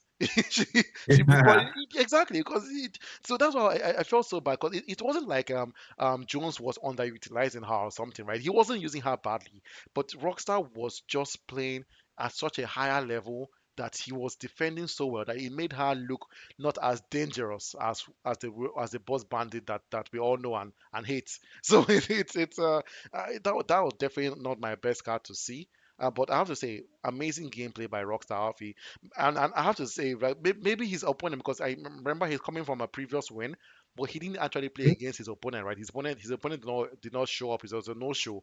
So maybe the no show was a very smart move, right? Maybe the opponent didn't want to get decimated and disgraced by Rockstar Alfie. Maybe he heard the news about the Rockstar and was trying his best to avoid that situation. Yeah, So, but amazing gameplay yeah, by these two. yeah. Really good. Avoid the conflict. Really good. Yeah, I would say my best card, or no, not best, my worst card. Let's see, which card do I think was used really badly? It's so difficult to tell. Honestly, it might just be the fireball because there was a time that Jones missed when he used it. I don't think he used the fireball really well, or he used it well, but he could have used it better. Let's say, But a lot of the gameplay was really Goblin Kid was used amazing. I think that might be Amazingly. the MVP at the end of the day. The Goblin Cage, it was used really, really well. We saw several times where the Goblin caught different characters and gave them the beating of their life. That was good to see. That was really good to see. Yeah, it was amazing how well that. Honestly, I've been seeing that card used more and more and more. And I think that what really makes that card really really good is the evolved version of the Goblin Cage, right? When he pulls them in and he just smacks them in his cage, right?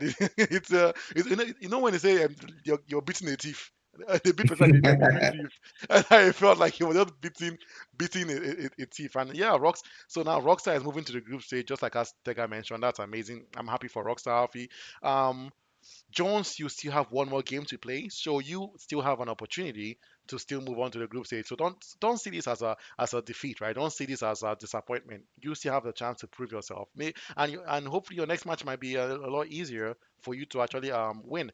So, but amazing gameplay by the next two people. And I'm getting word from our team at the back that the next match, John Titor versus Legend, will not hold because John Titor is not going to be available. So, and what's sad about that is John Tito missed his first match, and he's also going to miss his second match today. So that means John Tito is out of the tournament. Sadly, a no-show is a loss for us here. You have to give us at least 24 hours to be able to um, um, make changes to the schedule. And if you can't do that for us, then there's nothing we can do for you too. So it's sad to see people go like that with two no-shows, but it happens. It does happen, right? The schedules have been out for over a month, and everyone has been constantly being communicated with the team, sending out emails on WhatsApp, sending out message on WhatsApp, calling, just to make sure that you know about your time. And we also try to schedule everything over the weekends because we know people are usually less busy over the weekends. But if you can't make yourself available for your match, and there's only so much we can do, right? And so that game will go to Legend. But either way, and what's cool about this match is Legend had a match against Golem last week, and he lost that match. So now what that means is Legend now has an automatic win, and he has one more game he can play. That if he wins his next game, he would move over to the group stage. So congratulations, Legend! You're still in the tournament. You're still fighting strong. You have one more game to win, and if you win this last game, you will move on to the group stage. Amazing, amazing performance. So now, before we keep on moving, I want to ask you a question, Kent. That I asked Kingsley. I forgot to ask Chris, but I'm going to ask you this question. It's a very interesting question. It's a very broad question as well. But what do you think it takes for someone to win the Iron Clash tournament? Hmm. Interesting. I know, right? Hmm. Okay. I mean, first and foremost, you have to be a good player. I don't think you can win it by chance or What luck. would you call a good player? That's a very vague sentence. A good player. Like, do you mean is a good? Okay, let me ask you. You know what? I feel like no. I'll let you finish your answer. Then I have another question that came to mind about this sentence you just said. A good player. But yeah, I'll let you finish your answer Okay. first. Okay. So yeah, for that the first thing, you have to be a good player. We can define what that is. Mhm. You also need to understand the cards. From what we've seen so far, there are a lot of players here that don't fully understand the cards that they're playing. You have to understand it in the sense that you know which cards do splash damage, you know how much damage each card does. I'll give you a good example. When I attack with my wizard, right, and I know that you don't have elixir left, I know for a fact that that wizard will be able to do 2 or 3 hits before your tower takes it out. So that is knowing your cards. You know how much health a card takes. You know if a fight should break between the giant picker and maybe the wizard or the pecker or whatever, you have a good chance how it's going to play out because you understand how the cards attack. You understand all. So you have to be a good player in the general sense. You need to understand the cards, right? You need to also understand your power because beyond understanding the cards, you need to understand if I let this guy keep coming, will my tower take him out before he hits me? You need to know that for a fact. It cannot be something you're guessing, right? You also need to know cases where it's okay to not defend. Because what we're also seeing is people defending every single thing. Some things are okay not to defend. Let your tower deal with it. But there are some things that you should never let your tower deal with. So having that general understanding, I find really helps, right? Having that general understanding, I find. So yeah, I would say being a good player in the general sense and understanding the game, the cards, how they work, the towers, how they get activated, Hmm. you know. I think if you have those 2 things, you have a very good chance of being the champion. That is true. That is that, and now I want to kind of go back to that good player sentence, right? Because I was asking Kingsley what makes a good player, and then we had this bit of a debate. I want to see what your opinion on it. If if let's say what makes a good player? Do you think is more a good deck or skill? When I Hmm. say skill, I mean You like have to proper be a little placement, bit proper timing, proper reflexes. honestly, skill and reflect outweighs a good card. You can have a A good good deck, deck, really? but Ah, use them so poorly that it doesn't matter. that is true. That is true. You just place them so poorly. I'll give you an example. We all know that the witch is the ultimate defense against a pecker or even a mini pecker. Yes, A witch is a very but if you place the witch directly in front of those cards, you've wasted that witch. that is true. You're right. You're You very know, right. so placement is maybe the most important thing. Maybe the most important thing. You need to place the cards properly. So placement, a good deck is important, but you can win a match with good placement and a bad deck. Down. I'm going to ask you a follow-up question to this question now. If you have two players, one player with not good skill but with a good deck, against a player with really good skill but a horrible deck, who do you think would win that match? Yeah, the skill with the bad deck, Really? So obviously, a anytime. player with a golem, three musketeers, rare recruit, just 7.0 deck, basically lava hound. You think they would win over someone that has a very a reasonable deck like with a mega knight and a witch and it's something more They usable. have the skill to manage it. Yes, I think they can. That's true. It all comes down to, I'll give you an example. The card you mentioned, the golem, I think you called Yes, it, golem. which Yes. is the golem, right? Is a very high elixir card, but it's also a very high health card. I think the golem is 5 or 6,000 health points. It's Oh a yes. ridiculously high health point, that card. So it may not be an card that attacks people, but it can draw your attack. It can draw an attack coming to your tower away and give you time to figure out something else because it can just absorb so much damage. Yeah. One strategy I play is I play a giant, but I'm not placing that giant to actually do anything. That giant is just a shield to absorb the damage coming. And then I place behind the giant the cards I really care about, my witch, Let the whatever giant not else. hear you. That you don't care about him. You understand? So that giant is just to draw all your defense. Your defense, everything, the giant will take it. And he will take enough hits that it will allow those other cards behind it to get some hits on your tower. And that's how you win. So the deck matters, but the skill and the placement, I think, is absolutely the most important thing. And now I'm going to ask you. I'm sorry I'm bombarding you with so many questions. They're just running into my mind, right? And the last question I can think of, actually, really really interesting question is this. So a good player has to have skill. Skill is a very broad statement, Yes. right? For me in Clash Royale, I feel like that there are right at the top of my head, there are three very important skills to have a good sorry, if four very important skills to have to have, and that comprises of what we call skill. One for me is proper placement, just as you mentioned, right? Second for me Yeah. is elixir management. You have to have good elixir management. third for me is good reflexes and good decision making. Basically, third for me, and the fourth for me just knowing the right troop to drop. I don't know what to call that exactly. Maybe it's just Just understanding the knowledge, game, understanding the understand the game. cards, knowing what the card does. Yeah, it's True. just So general if understanding. You you need to know what the card does. that exactly just that. So if you had to rank those four skills from the hardest to learn to the easiest to learn, how would you arrange that? Going from the top is the hardest to learn, or maybe start from the bottom, the easiest to learn, going up to the hardest to learn. Hmm. Elixir management, I think, is midway. I don't think it's the most difficult. I also don't think it's the easiest. Oh, So it's it's midway. not But easy. it's It's difficult to, not because the thing is, you don't always have to respond. Not yes. every attack needs a response. Some attack just let your tower deal with it.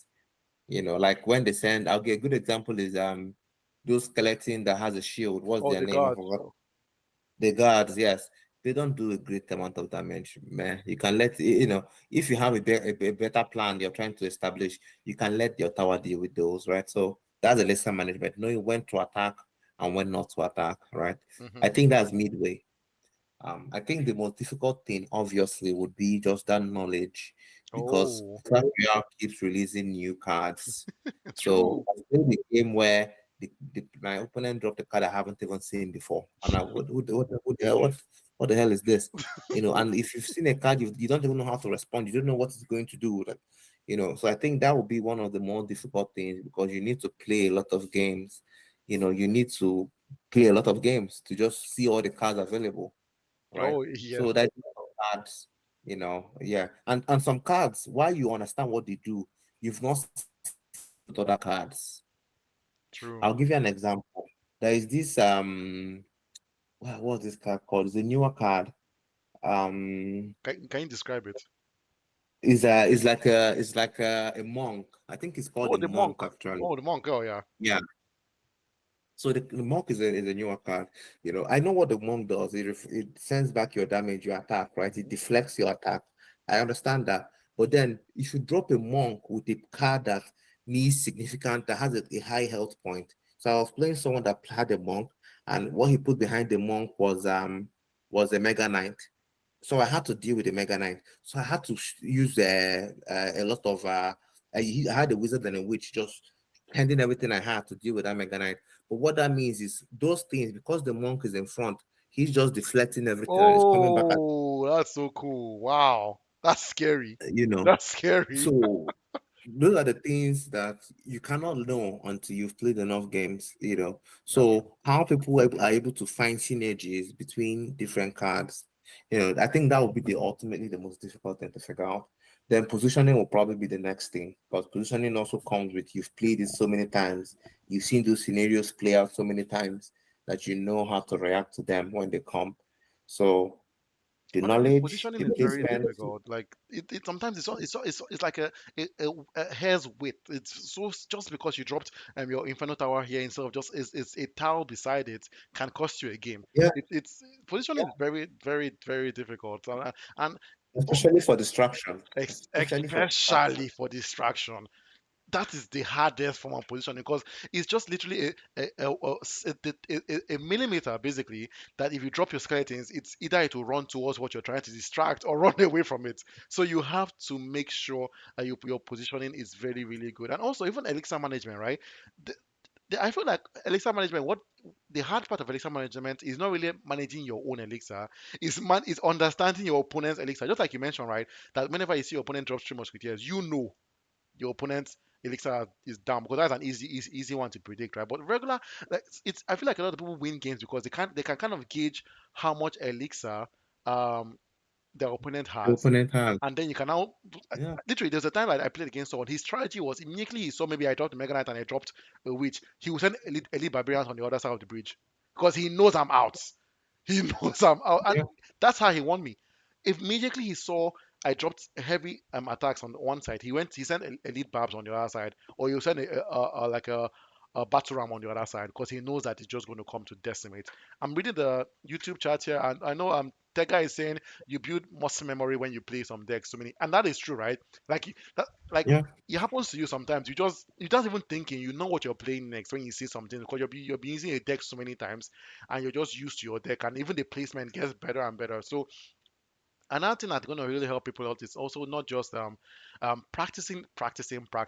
You cannot get good at Clash Royale from watching YouTube videos or from or from reading about Clash Royale. The best way to get good at Clash Royale is by constantly playing Clash Royale because of Clash Royale is like chess, and the more you play, the smarter you get. It's I don't know how to explain it really, but you just get a little smarter at it. You know how to get value, right? Something like if you're carrying like a fireball or arrows, right? You know that the best time to use arrows or a fireball is when your opponent has a card beside their tower. So at least you're doing multiple damage, not just damage to just the tower, right? But One item. Yeah. exactly, but to multiple. And that's what you see in lower level ladders, right? You see people who just send the fireball to the tower.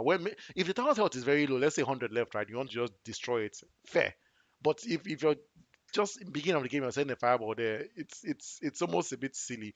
I'm reading the comments. I'm seeing the official Josh is saying he's going to switch Mega Minion for guards in the same E Giant deck as his main. Oh yeah, I feel like since the new release of the Minion hero, people are more inclined towards it. Before the Mega Minion was I wouldn't call it a card with a very high pick rate. I don't see it a lot because it does do damage, right? The one swipe of his claws does a lot of damage, but it has very little health points. It doesn't offer much value. But now that the Mega Minion hero is out, I think people are leaning more towards the Mega Minion. I'm going to read more of the YouTube chats here. I'm seeing Tega is saying guards are dangerous. Yeah, they can be. They can be really, really good, honestly. The guards, especially with the shield, that really helps them stay alive a lot longer. And the official Josh is saying Rockstar, my co-leader, representing Nigerian Knights. So many clans from Nigeria are actually participating in this tournament, right? I know Tega has mentioned the Holy Zap clan. Now Josh is mentioning Niger Knights. Like it's interesting to see the amount of Nigerian Clash Royale clans that even exist, and then all of them having sent in different players. I know the Zilla's Empire is here. I know Pepe Dem Gang members are here. I know these Nigerianites are here. I know Holy Zap is here. A mishmash honestly, I feel like from the leaderboards, seeing the people that are at the top of leaderboards, those people that are attached to those clans would have more bragging rights for their clan, right? Let's say a lot of people from Nigerianites are top one, top two, top three, top four on the leaderboards. They can happily say our members are better than your members. So please don't turn it into a clan war, right? We're not playing clan wars here, but I think it's going to be fun for when the leaderboard keeps on getting shaping up and when it keeps on evolving, right? And we see who's on top and who's below. Right now, the leaderboard is kind of it's already shaped up, but it's still just one match everyone has played, right? So because of that, it's not a good tell. But as the weeks go turn into months and we get better as we and the games progress and people had to get more crowns, I can't wait to see what the leaderboard holds. Right now on our leaderboard, Investor is number one, and I think him is also up there. And with this his display today, I think he might go down a bit because he did lose that match. But yeah, I'll say I advise everyone go to our clan, go to ioleague.net, click on go to our leaderboards. Check out your position on the leaderboard right now. It's always interesting to look and also look at your next match. I see the match between the collector and champion. It's about to begin, and our team at the back is they are sorry they are getting champion ready. I think champion had to leave momentarily to get himself ready, but he should be back soon. So yeah, just like as I was saying, I'm going to go back to elixir management and also about them strategy. So Kent, you mentioned elixir management, you mentioned positioning, you mentioned knowledge, but you didn't mention good decision making. I feel like a bad decision in Clash Royale can end your match. Like it can end your match, right? Just like what a good example, right? Let's say hmm, do you have a good example? I can't think of anything right now in my head about just a I bad think decision. decision management, I think, is very related to elixir management because really every decision you make will cost you elixir. So I think, yeah, so that's the way I saw it. I see they told them as being basically the same thing because managing elixir properly means making good decisions because each decision costs you elixir. Nothing is free in Clash Royale, right? Nothing, So nothing. you And know. So just yeah, like so that's why I did not necessarily rank that one. Go ahead. I don't say I'm just like I will say a good example is overcompensating, right? If you see your opponent sending maybe a princess, a princess costs 3 elixir, you should not defend the except you want to start an attack, but you should not be defending the princess with a mega knight.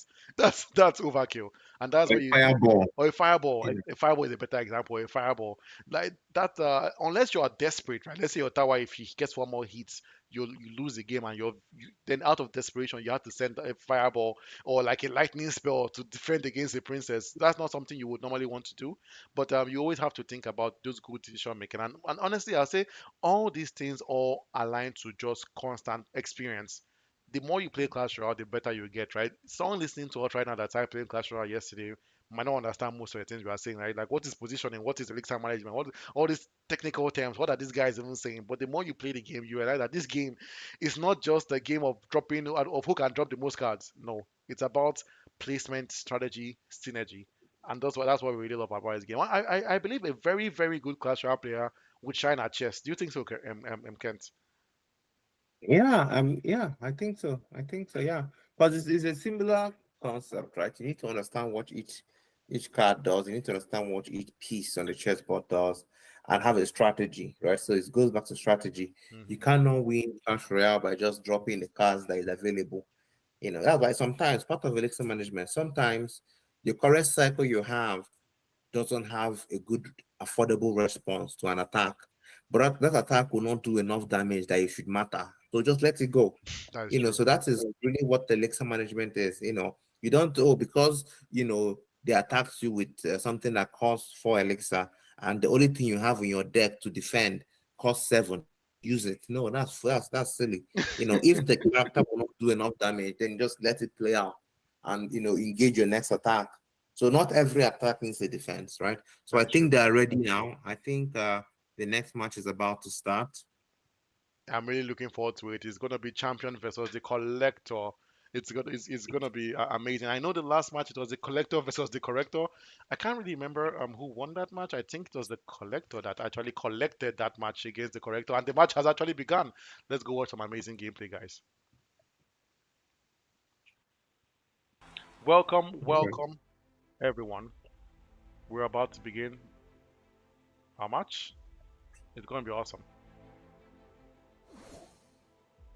Okay. Champion in red, the collector in blue.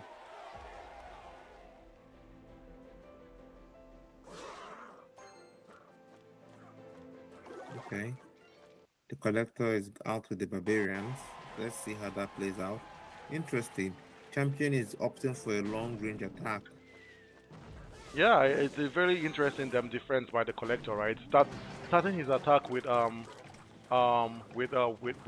Electro Dragon and also with the Barbarians. But so far good defense by Champion, right? You can see why he's named the Champion. Really really good defense, defending with the Skeleton King, and then now the minions to do some extra damage to the Electro Dragon. The Electro Dragon getting nerfed a bit. He used to have more chain to his lightning, but now it's it's. it's been nerfed a bit. Kent, this game could go either way. It's. I have no idea how it's gonna go. Yeah, I'm convinced both players are playing their second best deck Oh, first. really? Yeah, because I'm looking at the decks. I'm not seeing any of the top cards that, from throughout the competition, we've known players to use a lot. So yeah, there is a chance that each of these players, are starting off with, a cheaper deck, their second best option first, and then they intend to surprise their opponents in the second round, Mhm. hoping the game gets to a second round. Yeah, but I see the collector coming from a previous win against the corrector, right? Yeah, because from the last game against the collector, I noticed he uses more air troops, and that's what we're seeing here, right? You see the Electro Dragon, you see the Inferno Tower. He's a player that loves his air troops, and that's what we're seeing today. Similar deck with what we saw last time, the Tornado. He was kind of playing like a Lumberloom attack. I'm expecting to say Balloon, right? One of those two cards are not played yet. One should be a Balloon because he did carry a Lumberloon attack combination last time, right? I said Lumberjack. I'm expecting to see Balloon very, very shortly. His deck is very interesting. I'm also hoping to see Rascals, right? I know last time he did carry the Rascals. I know, right? I say Champion's the one carrying the Rascals right now, but maybe the collector is saving it for a special day. But it's looking like the game is moving towards more of champion than the collector. The collector's tower down right now to 1495. Champion almost at full health. Champion is decimate right now. Perfect display of aggression, dropping the mortar at the bridge, the evolved mortar with the goblin. And finally, the balloon is out. I'm surprised the collector waited so long to bring out his balloon, right? Maybe he was waiting for the right opportunity, but I feel like a card like a balloon is a card you want to drop early. And you see the desperation by champion, right? Using the fireball to defend the balloon because he knew that if that balloon dropped two more bombs on that tower was down. And amazing display by collector, waiting for the perfect opportunity, right? Taking his time with the balloon, saying, you know what, I'm going to hold my balloon down to the last second, right? So I can use it the best way it can be used. Balloon and freeze, disgusting combo. You don't want to be caught with the balloon and freeze combination. Kent, I think this game might be looking like a collector's win. Yeah, I see he's using the balloon strategy a lot, but Yes, Champion has the fireball and he's using that every time to take down the balloon. Champion is also trying to do the skeleton balloon as well on the other side to take some damage, but you can see that both players understand their decks. yes. They understand the good defense for each card that is being dropped. You can see there's a good, these both players they have a very good understanding of the game. It's interesting how Champion is playing the long game with the mortar. I don't think I've ever seen someone play the mortar as a long-term strategy, but it seems to be working out so far. And now the balloon is raised, right? Going to, I'm sure it's going to freeze it very, very shortly.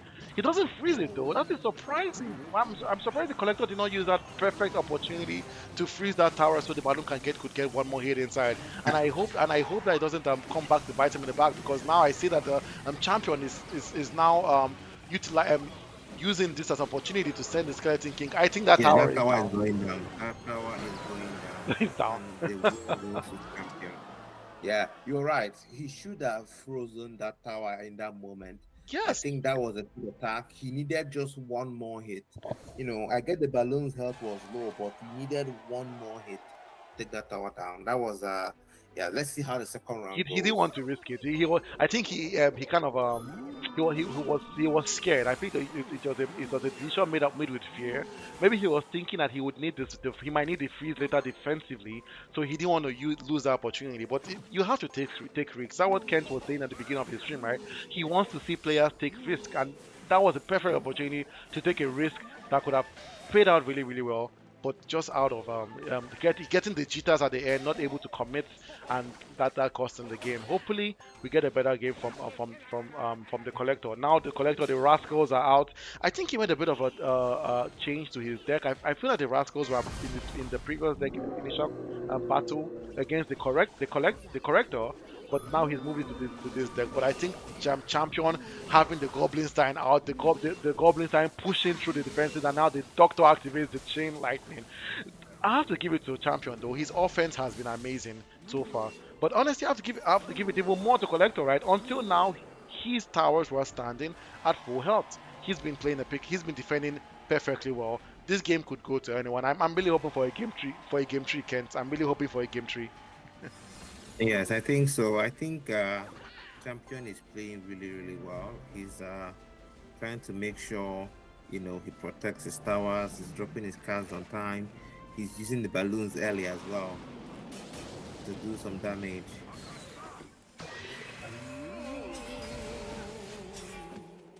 Just look at this. The evolved royal ghost, very disgusting card. Honestly, I have to say, Supercell is not fair when they give out their evolution. Look at that, an evolved royal ghost bringing his friends three different cards to come to help him out, right? And look. I have to give it the Goblin Cage's Evo has to be might not be the best, but it's definitely the funniest evolution in the game right now. Amazing Yeah, display, just dragging the prince inside and this and doing so much, and it does so much damage, Kent. Like it's amazing, and I'm sure the chain lightning is going to come up very shortly, just like as I predicted. The chain lightning out, doing good damage on that tower right now. I have to give it to champion though. He has been having really good attacks so far in this game. This game might go to champion. We might not get a game three, Kent. I'm hoping for a game three, but it might not come.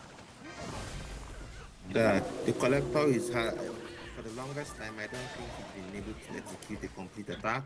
Yep. Champion has been stopping everything he has sent his way.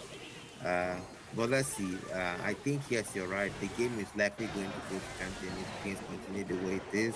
Yeah. Uh, but the collector is not relenting. He's sending his goblin barrels. He's doing some good damage to that tower. So there is hope. There is hope.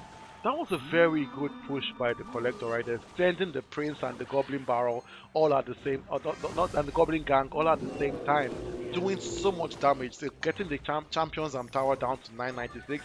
The game was looking like it was going towards champion, but now I can't say, Kent, I can't say because that was an amazing attack by collector. If he keeps this up, he might have a chance of taking this to game three. I see right now that the champion did have his evolved goals, but dealt with by the collector. You have to give it to collector.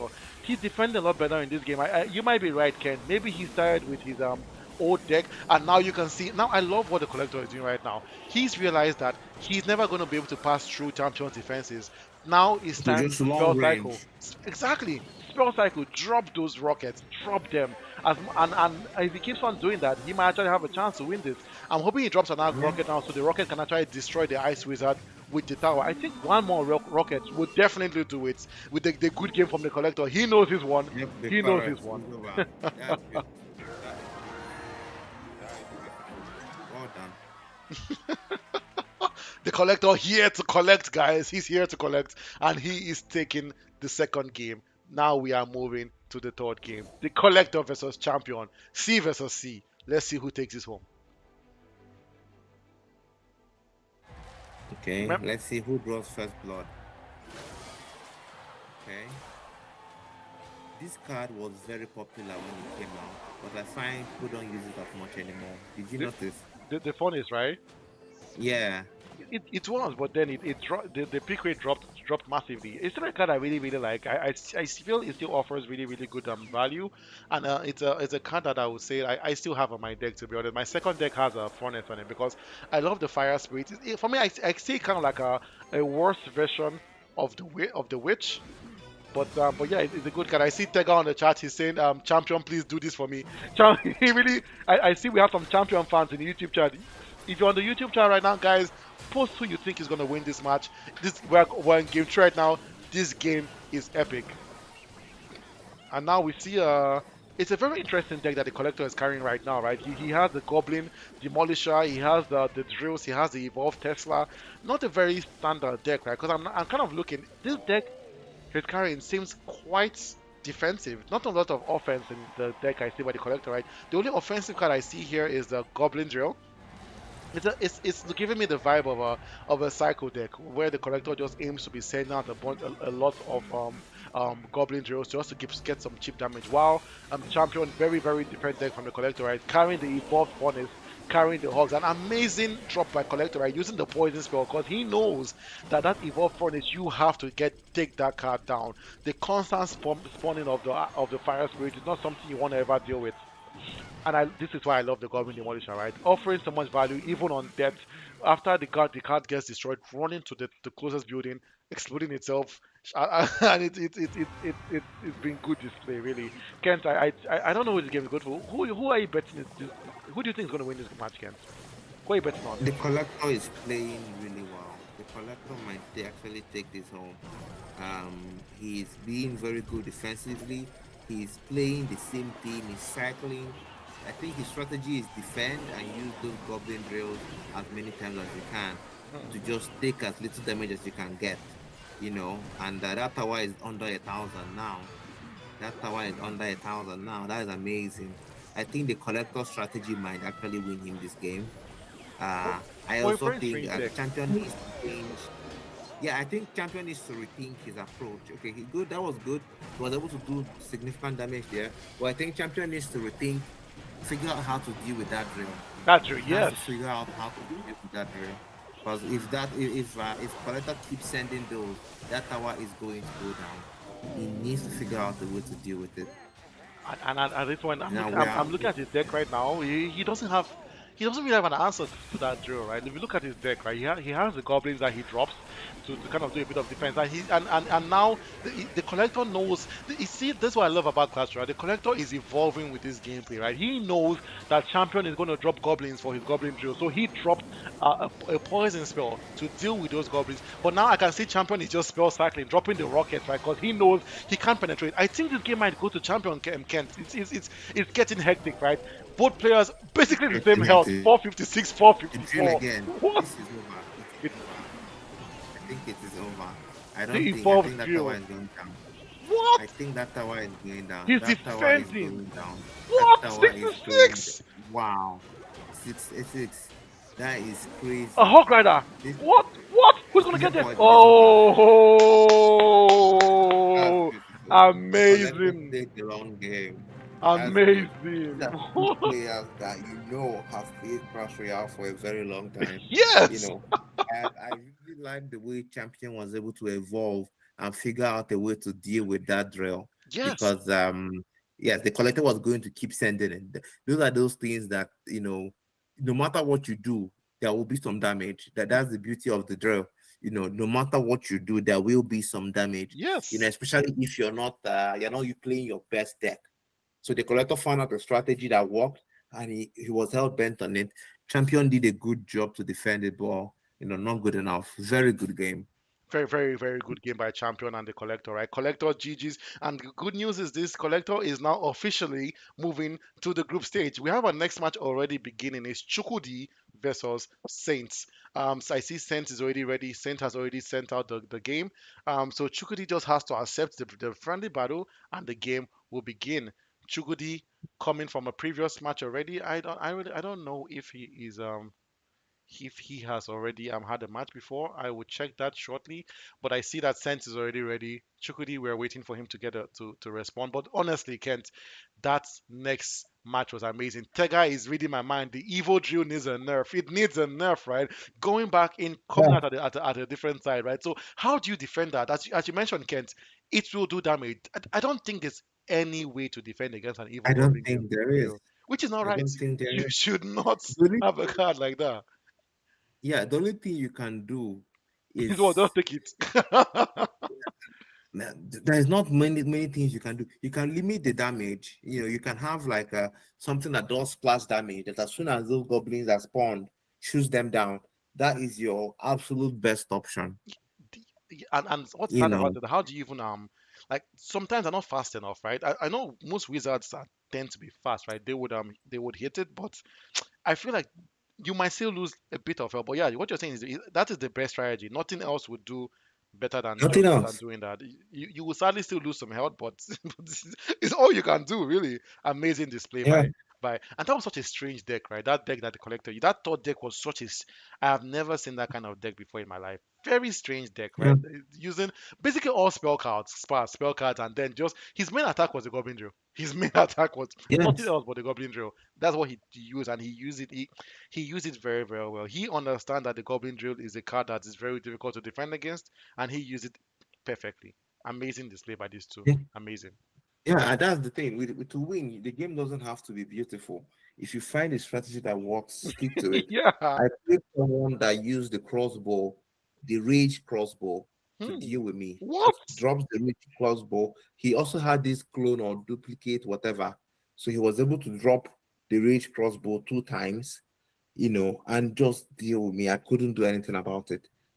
So, but was it a good game? Definitely not. But he took the win, right?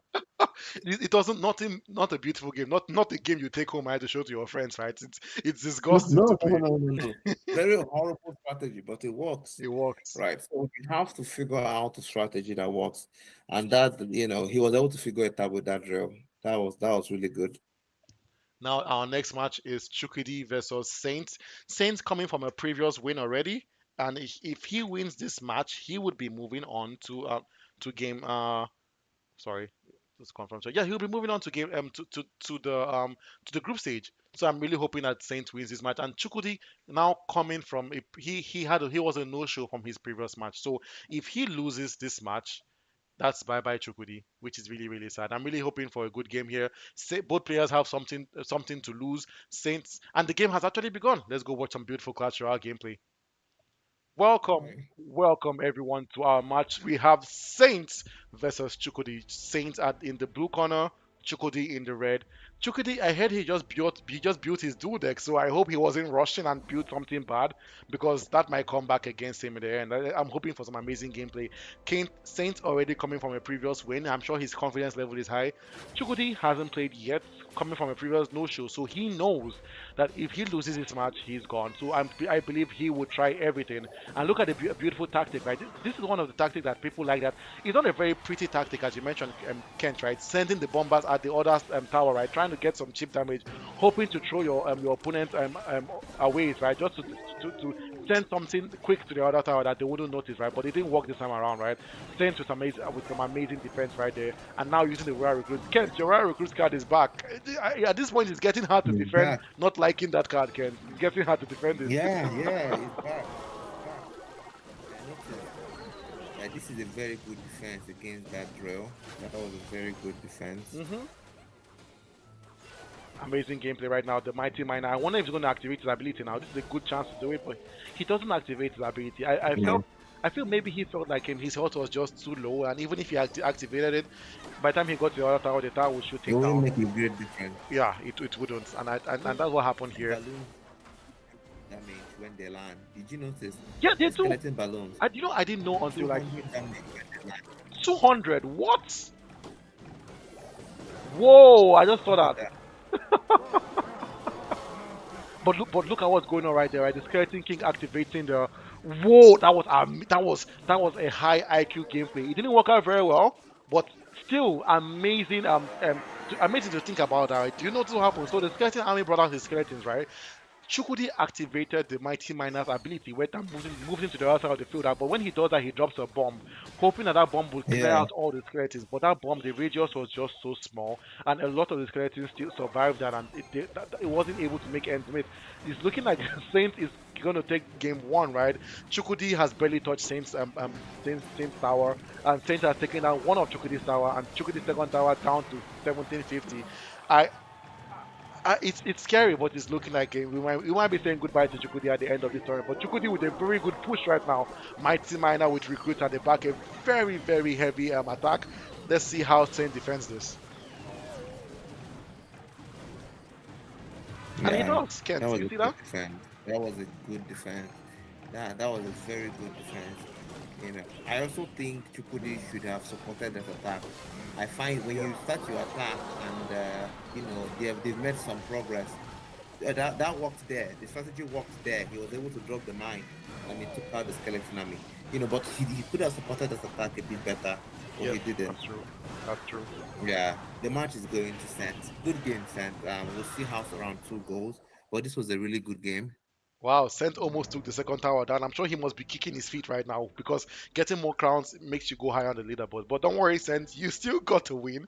Let's see if you can replicate such a good game in your second match. And Chukudi, hoping for a better display. It wasn't a bad game. I feel it was just that the strategy, right? Trying to use the Mighty Miner to kill that Skeleton King. It just didn't work out for him, and that kind of made him lose the match.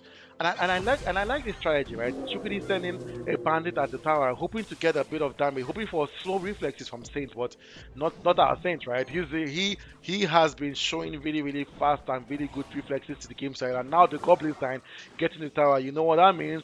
Chain lightning about to begin. Very very. What he misses it. He misses it. That is insane. Saint's not fast enough to activate the chain lightning from the doctor, right? And now do you get any value from that? Very very sad display. Yeah, that's unfortunate. Let's see if Saint is able to defend the Dark Prince. Uh, okay, that was okay. Okay, good, good. Using the Valkyrie to defend Okay, the Dark Prince. A lot of people don't realize that the Valkyrie is basically a tank. She's a mini giant, if you ask me, right?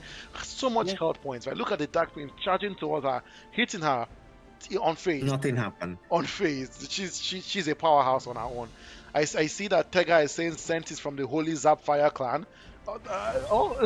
We've seen so many people from that clan in this tournament, right? I wonder if every single person in that clan is participating. But yeah, shout out to you guys for sending all your clan mates to come and join our tournament. We really appreciate it. And let's see how Chukwudi is going to defend this. Right now, Saints is having a better game right now, but now the Mega Knight is out. I'm surprised he waited so long to reveal his Mega Knight, right?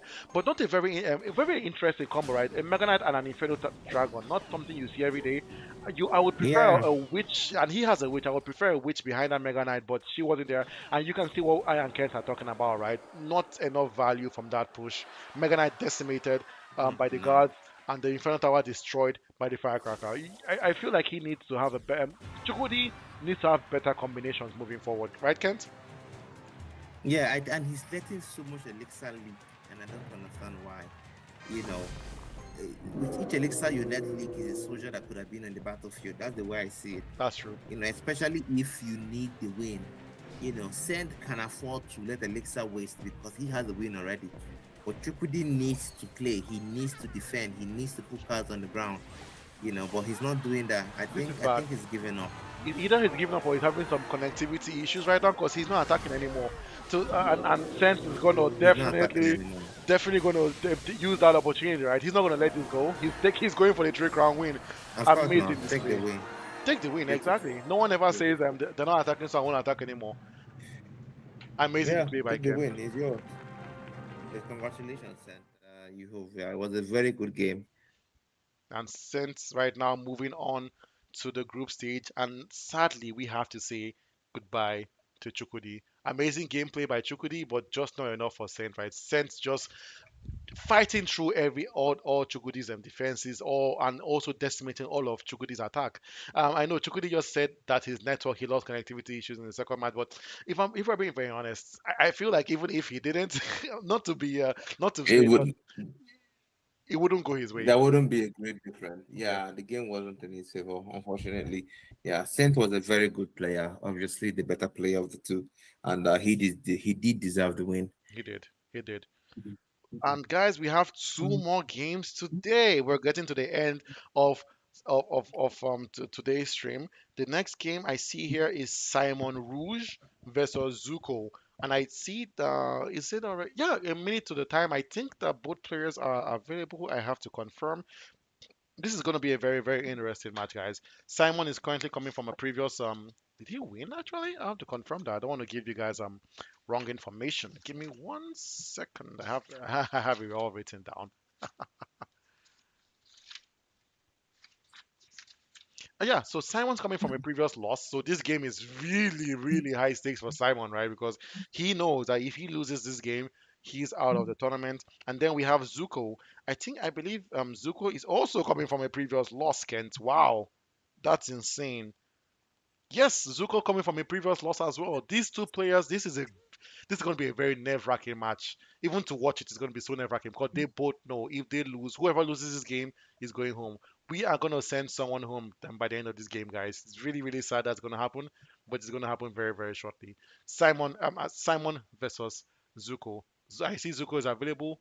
I need to confirm from the team is Simon's available. But Kent, what do you think about that last match against your overall thoughts against on that last match, Saints versus why can't I remember? Zent versus. Did I just forget who just played? Ah, old age is upon me. Versus Chukudi. Yes, yes, yes, that's correct. Yeah. So Saint obviously was a better player. I think that was clear to everybody. But I think if Chukwudi's network was okay, he might have put up a good fight. But Yeah. I think ultimately Saint would have still won. I still think Saint was, you know, not by far, but he was the better player. And Oh, yeah, and sorry I to think cut you off, Kent, but he the did next game deserve has the win. begun. We have Okay. Zuko versus Simon Rouge. Zuko in the blue, Simon in the red. Both players coming from previous defeats. Someone is going to go home at the end of this match. Will it be Zuko? Will it be Simon? Let's find out. This is the Iron Clash tournament. Both players, no one is starting crazy. Everyone is trying to be technical. Everyone is starting slow. You don't want to rush it, especially when the stakes are this high, right? And then you see the perfect defense by. Wow, that didn't work out for Zuko as much as I thought it would. Dropping the skeleton, I mean, a good strategy, right? But I think he dropped them a bit too late, right? And then you see the Goblin drill back to cause some damage. Look, Ken, did you see that? Even the Mega Knight wasn't able to stop one. Goblin from hitting that tower. The Goblin drill is such a cracked card. What? It's Yeah, insane. it's really, really effective. And look at this, right? Look at the Mighty Miner whittling down the health of the Mega Knight, right? The Mighty Miner is basically an Inferno Dragon on the ground. It's so much Yeah. damage, so much, and then you see the nice combination, right? The Goblin Demolisher behind the Mighty Miner to give you some splash damage support, and then the Mighty Miner doing some damage. Look at the Goblin. I have to say, Zuko has not been able to answer all the questions that Simon has thrown towards him. But honestly, I think it's also aura for aura because even Simon hasn't been able to answer all the questions that Zuko has thrown towards him. Both players are not really playing at the top of their game, if you ask me. A bit of slow reflexes, and right now it's looking like the game is more in Zuko's favor than Simon's favor. Kent, what do you think about this match so far? Yeah, it's very interesting. I find that both players are not adapting. You know, Zuko's attack on Simon, we're using the Goblin Barrels. The first time Simon dropped his defense, it did not work. And the second time, he dropped exactly the same defense. So we're not learning from the past attacks. So they're not adapting to, if it didn't work the first time, likely it will not work the second time. That is true. I'm seeing that, yeah, they're adapting. They're not just adapting, you Now, know. yeah, But like I said, the game is in Zuko's favor for now. But I think the game is not won yet. I think the game is far from won yet. yes. But I think Zuko is about to take that tower down, right? The firecracker at the back just doing damage, right? Shooting. But now the King Tower activation, right? I don't think Simon planned that. I think it was a mistake on the firecracker's part. But still, you're gonna get that extra defense, right? The Goblin Demolisher just a hair's width away from hitting Zuko's tower, right? But Zuko was able to defend that beautifully well. I think that tower is down, right? With this Goblin Barrel, that tower That is tower is down. down. That Perfect. tower is down. Zuko is attacking at the And we top of his have game right now. 15 seconds. We have 15 seconds. Simon needs to do something drastic in 15 seconds to win this match. I Uh, don't think it'll be an. Whoa, maybe. Would that be enough? I don't think so. The poison spell being dropped, yeah, not enough. no, Not not enough. not So the enough. win goes to Zuko. Good first game. And Let's you see see, how what Simon does to respond. And you see why Simon's strategy kind of backlashed at him, right? Because he was attacking two towers at the same time. If you combine the health that those two towers lost into one tower, that would have been a tower gone down, right? You see Zuko focusing on just one tower, Simon One focusing tower. on two. Sometimes it's a good strategy, Yeah, but sometimes it will also a lot of times it doesn't just work as well as you want it to work. yeah. You have to also observe how your opponent is playing to decide if you want to do that split attack or not. Hmm. Because most of the time it's not a good. Oh, this is bad. Why did he let the hog rider get there? That was very, very slow reflex. Why did Very. he let the hog rider get there? That was a very slow response. And this is what makes the game, right? These decisions, that Yes. tower has lost half his life. That he shouldn't have let the hog rider get there. He had elixir, he had a response, but he did not drop it quick enough. Yeah, I think you're right, Kent. Zuko is in hot water right now. If Very he's hot. not able to deal significant damage, he is in hot water. Simon might take a win here. The hog rider again. I feel another reason why Zuko is struggling right now is he doesn't have one built-in card in his deck. So what that means is the Hog Rider will most likely always get at least one hit in his tower, right? Because of his lack of building cards. And if you know anything about the Hog Rider, one hit drastic damage up to 400 damage, right? But now I think Zuko is about to play the game, right? He's no longer joking anymore. The Sparky is out. I wonder what he's going to have to support the Sparky because Sparky needs Exactly. support. You need to protect your Sparky. There we go. There Good. we go. This is a good charge. Very good. This is better. Yeah, this is a good charge. But you see the perfect use of the electro spirit by Simon, right? Dropping it just in a good place just to make sure that the Sparky loses his charge. And look at the Sparky, right? Not getting any value, no hit on the tower. Yeah, And that's seven elixir gone. Six rather. Six elixir. No, yes, no, no feedback. this is what I'm talking about, right? Look at the perfect combination. That was amazing by Simon. Very smart. Dropping the Hog Rider, dropping the Evolved Firecracker behind because he knew that the Goblins were going to come out by Zuko because that's all Zuko has to defend the Hog Rider. He has nothing else. Simon is playing a lot better than he played in the last match. I Yeah. think we're going to go to game three, Kent. We are definitely going to go to game three. Yeah. I thought he would have used the witch there against that hog rider. I think the witch had the better chances, but Yes, you know, he just didn't. I feel it comes down, as you mentioned, poor reflexes, poor decision making that's happening now, and it's costing Zuko a bit. For someone that was shining a lot in the first game, I feel maybe he's not very familiar with the deck he's using right now, and that he was might take that tower down. He he might did. take that tower. That I tower. think he does. He does. What? Kent, are you watching this? This is insane. Yeah, the evil witch I don't know how to talk to you. The evil witch is a crazy card. Yes, She's been phenomenal. alive all this time. The evil witch is one of the best cards in this game.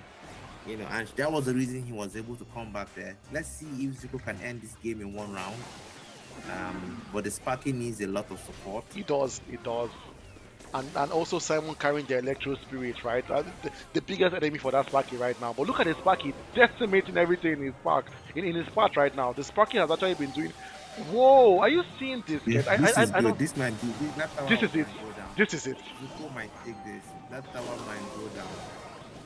Nice. That was a very good use of the log. It That was. It was a was. very good use of the log. That was so smart. Did you see what he did? By dropping the electro spirit to distract the Sparky, right? Just so that the Hog Rider can do some damage, and that is what the Hog Rider did. That So means much yeah, damage. I feel like the yeah. Hog Rider has been the Now the biggest game is enemy of again is Simon. Simon. Yes, the Hog Rider has been used so well. We're now 3x Elixir. Yes. Let's see if that helps anyone make a difference. But yes, Simon is playing a very strategic game. He understands the Sparky how it works. He understands how to distract it. What? So Are you he's see what's played a going on very, here? very. It's over. This is good. This is good. That tower is going It's down. over. That tower is going down. Whoa! Zuko did really well. The Yes. odds were not in his favor, but he pulled it through. That was amazing. That was a good match, Zuko. That was a good match. I thought that it was going to go to Simon. I could almost bet money that it was going to go to Simon, right? Because of the Hog Rider, Zuko not having an answer for the Hog Rider, right? But Zuko kept on pushing through, and I feel bad for him because he first tried the Sparky at first, right? The Sparky didn't give him enough value, right? The Sparky was insufficient because of the Electro Spirit. He tried the second time with a different combination, right? Not still enough, right? Then they find out. I think the three times Elixir really helped him, sending the Sparky, sending the royal recruits, sending some other troops, all on the same tower, right? How do you Exactly. defend that? How do you defend that? This is what I tell people. Well, in Clash Royale, you're better off playing an expensive deck because when you get to 3x elixir, 2x elixir, having an expensive deck pays you more, especially if the cards you have high damage. The Sparky's damage is what, 7 or 800, I know, right? It's in a high. single hit. So all he needed to do is protect that Sparky, let it get one hit, and it was over. It was over. Very good game by Zuko. Very good game. And I think we're down to the last game, right, Dennis? Yeah. What was your favorite card from this game? Oh, to be honest, I would say, it's very difficult because this match had a lot of cards that were shining, right? The Hog Rider was shining, the Firecracker was shining so well, but I have to give it to the Evil Witch just because of that one moment when she helped Zuko pull through and take out that tower. She is the Yes. reason why Zuko won that match. I can say that blatantly well. She is the reason, Yeah. no one else. She Just helped him take that tower. And so the evil witch is a card that placement matters critically. If you place your evil witch properly, she can stay alive almost the whole game. yes, yes, You she know, can. you need to place her properly. And kudos to Zuko for placing her really well and taking the win there. So we're getting to the last match of the day. Then at what point do we do the game of the card of the tournament or the card Oh, of the thank you for day? reminding me, Kent. I almost completely forgot about that, right? So I'm going to ask you, Kent, what has been your favorite card of today? Mm. It has to be a card that multiple people have used successfully. Honestly, I would say is the Goblin Drill. I think it's called. The Goblin Drill, you're very right. Yes. Okay, you heard Yeah, that, I folks. think that has to be the best card, and it's a card that is difficult to defend, and you're guaranteed some tower damage, right? True, So that yeah, is true. the Goblin Drill has to be the best card for today. Perfect. That's awesome. Thank you very much, Ken. And now we're moving on to our final match of today. It's Alvin versus Molly. See, I'm going to be honest with you guys. Of all the matches scheduled this weekend, this was the match I was waiting for. This was the match I was waiting for. Alvin was ranked number one on our leaderboards until yesterday when him and when Investor took that position, ranked number one. Amazing gameplay by Alvin. Then Zuko so not Zuko, sorry, Molly ranked the best Clash Royale player in Nigeria in 2022, back again to see if he can reclaim his title, going against Alvin. This is going to be a match to watch, guys. And I see that Tega, you are crazy. I know you can hear me, Tega. You are definitely. I see Tega has already sent us a message on our Instagram about the Goblin Dream. Kent, I don't know if you probably don't know who Tega is, right? Tega he's been with us since the beginning of this stream. He's been on our YouTube constantly adding giving us funny comments. He's been watching all our streams and he's been winning all the giveaways, right? And he's won this one again today already because he's already sent us the right card. Yesterday he won the giveaway. Last week he won the giveaway as well. The only time he didn't win the giveaway was the first ever stream when it was won by Rockstar Alfie. What that means is this is his third win. That means Tega alone has won 15,000 naira from just watching our streams. At the point he's gonna win more than the top position. This guy is Yeah, right. he knows why he's here. But honestly, amazing by Tega. Thank you for your continued support.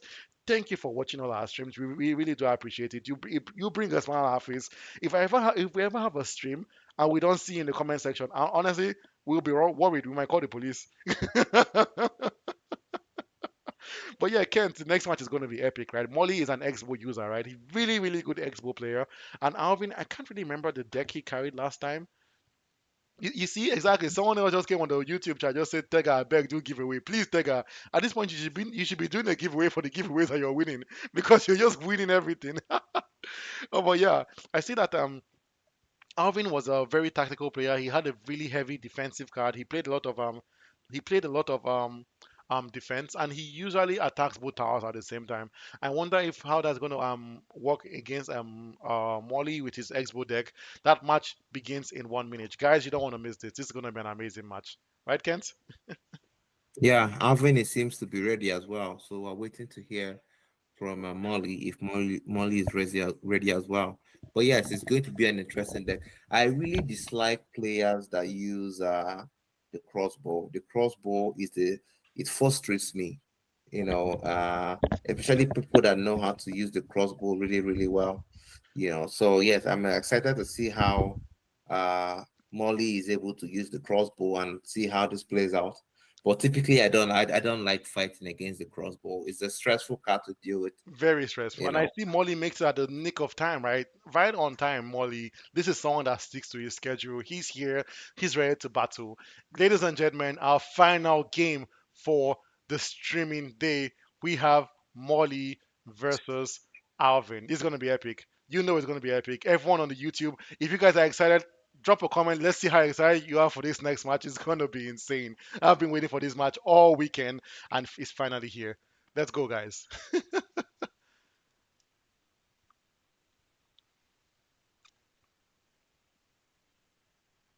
Okay, the game hasn't started yet. I was watching the screen, Okay. uh, trying to make sure I don't click anything wrong. I'm just watching the screen very That was closely. hilarious, but that was fun. Yeah, wait, wait, yeah, waiting for the game to start, but nothing yet. I see Tega is saying he's been a pleasure. Okay, It's about to begin. It's about to begin. I'm so excited. I'm so tense. I have no idea who's gonna win this. Alvin, amazing display. Molly, amazing display as well. Molly is the one that played against the Beyonder last time that won against the Beyonder, but now the Beyonder won his match. I'm so happy. That match made me so happy, Kent. I have to say. Like that was a match I Let, really wanted Dennis, Beyonder to win. Huh? let's take a bet. Do you think this game will go to the third round? I would say yes. This game will go to the third round. Yes. Yes. Okay, What do you say? Do you say let's see no? if you're right. I'll say no. Ladies and I'll gentlemen, say no.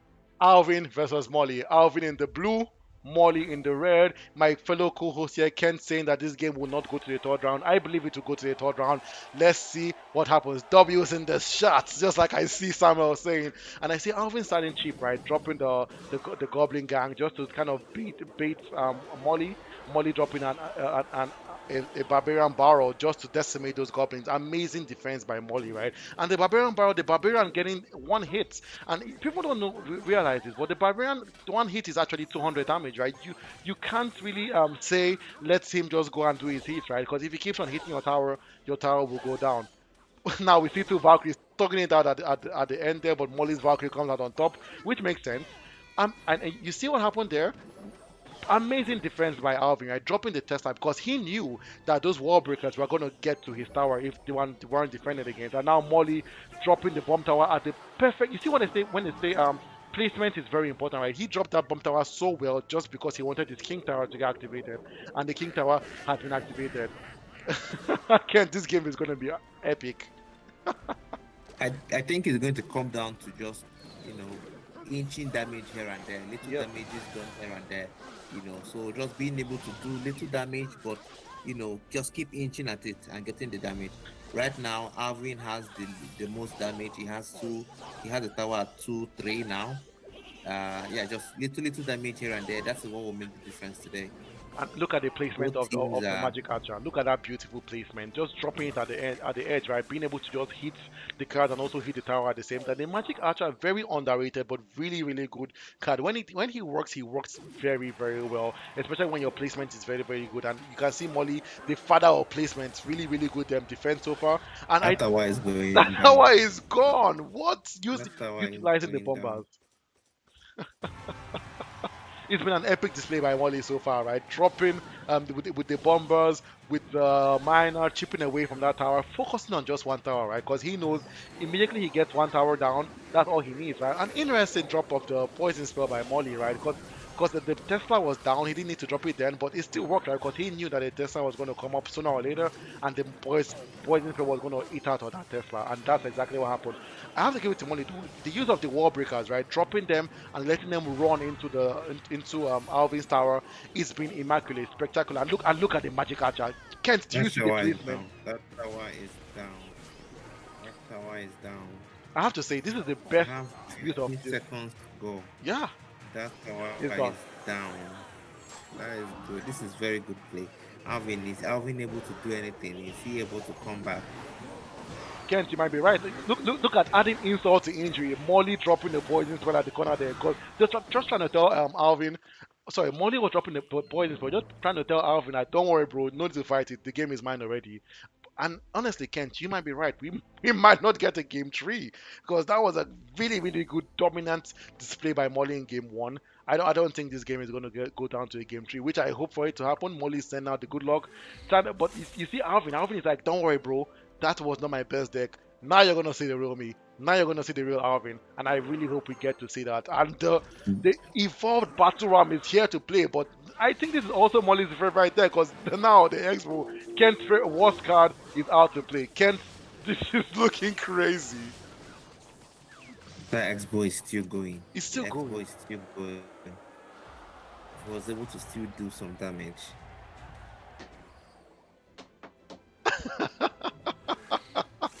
Both players having a bit of an emote battle right now on their own, right? Alvin is trying to tell Molly that don't forget about that first match that just happened, right? That's not the real me. You are about to see the real me.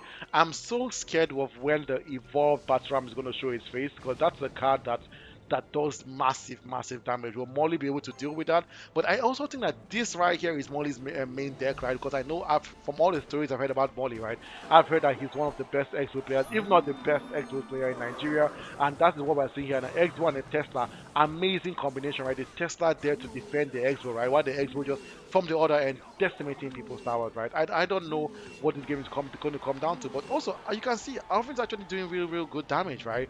The Royal Ghost being able to chip away on that tower, do some damage before it gets destroyed, and he's also defending very well, spending the elixir to drop the Electro Wizard to defend against that Knight, because you don't want the Knight is a powerhouse, right? You don't want to let your Princess Tower handle the Knight by itself. You need some support, and that's what the Electro Wizard was there for. Both players having a bit of an emote battle with themselves. Basically, Alvin's telling Molly, whatever you drop, I will defend it. And now the Expo is out again. How will Alvin deal with this, Kent? The picker is an answer. Kent, how do you think this game is going to go? Yeah, the picker can absorb so much damage. That's why it was an automatic response. for the Expo because the Pika, oh, this is the evil battle line you spoke about, but it wasn't able to get there. Yeah. The Expo is still going. What the The second Expo is Expo? still going. Put down the second Expo. Exactly. Oh Now he's no. dealing Oh damage to no. the tower. Oh no, it's over. Even Molly knows it's over. Molly literally said, "Good game." Everyone knows this game. I don't see how Alvin recovered from this. But you see the smarts of Alvin, right? Dropping the Electro Wizard because he knew that the Electro Wizard Zap would reconfigure the Expo, right? But that wasn't sufficient. The Expo is such a broken card in Clash Royale, right? Because not only does it shoot from the The outside, it's third a one, tanky one. he's He's putting out cycling it. another Expo. This is a disgusting game to watch, Ken. Disgusting. Like, how do you deal with so much expos, right? Just when you think it's that you dealt a one, another one is gone. Oh no, this was it's so sad. I have to give it. You can tell that Molly was the better player today. There was no coming back from this. Molly proved right now very clearly that he was the better player than Alvin. But I have to give it to Alvin though. Big ups, right? And Alvin, you're still in the tournament, okay? But Molly, he's going to progress to our group stage. Congratulations, Molly. Alvin, we look forward to seeing you in the next battle in your game three. Hopefully, you're able to win your next game and you move on to the group stages as well. But that was an amazing display by Molly, right? Right, Kent? Amazing. Yeah. I told you, Xbox players, they are disgusting. If they know how, if you get the player that really knows how to use an Xbox, they will frustrate you, They will. you know. And there is no really good defense for an Xbox. There's really no. Honestly, your best bet is another Xbox.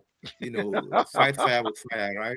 So yeah, very good game. And that brings us to our last game of the tournament, guys. Thank you so much for everyone on the YouTube. Thank you, Tega. Thank you, Samuel. Thank you. I did the. I'm sorry. I'm butchering people's names today. I'm very sorry. Thank you to everyone that stayed and commented and also stayed with us to the end of the tournament. It was an amazing set of games, and I like today because most players, if not everyone, actually participated in their match. Beautiful gameplay. We're going to work on our connectivity issues to make sure that next time you can actually see our beautiful faces. But I don't think that really mattered, right? Because the gameplay was just so good.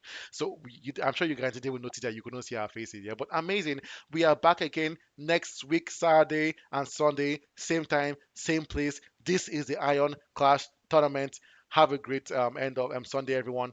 Take care. Good night. Goodbye. Good night. Bye bye.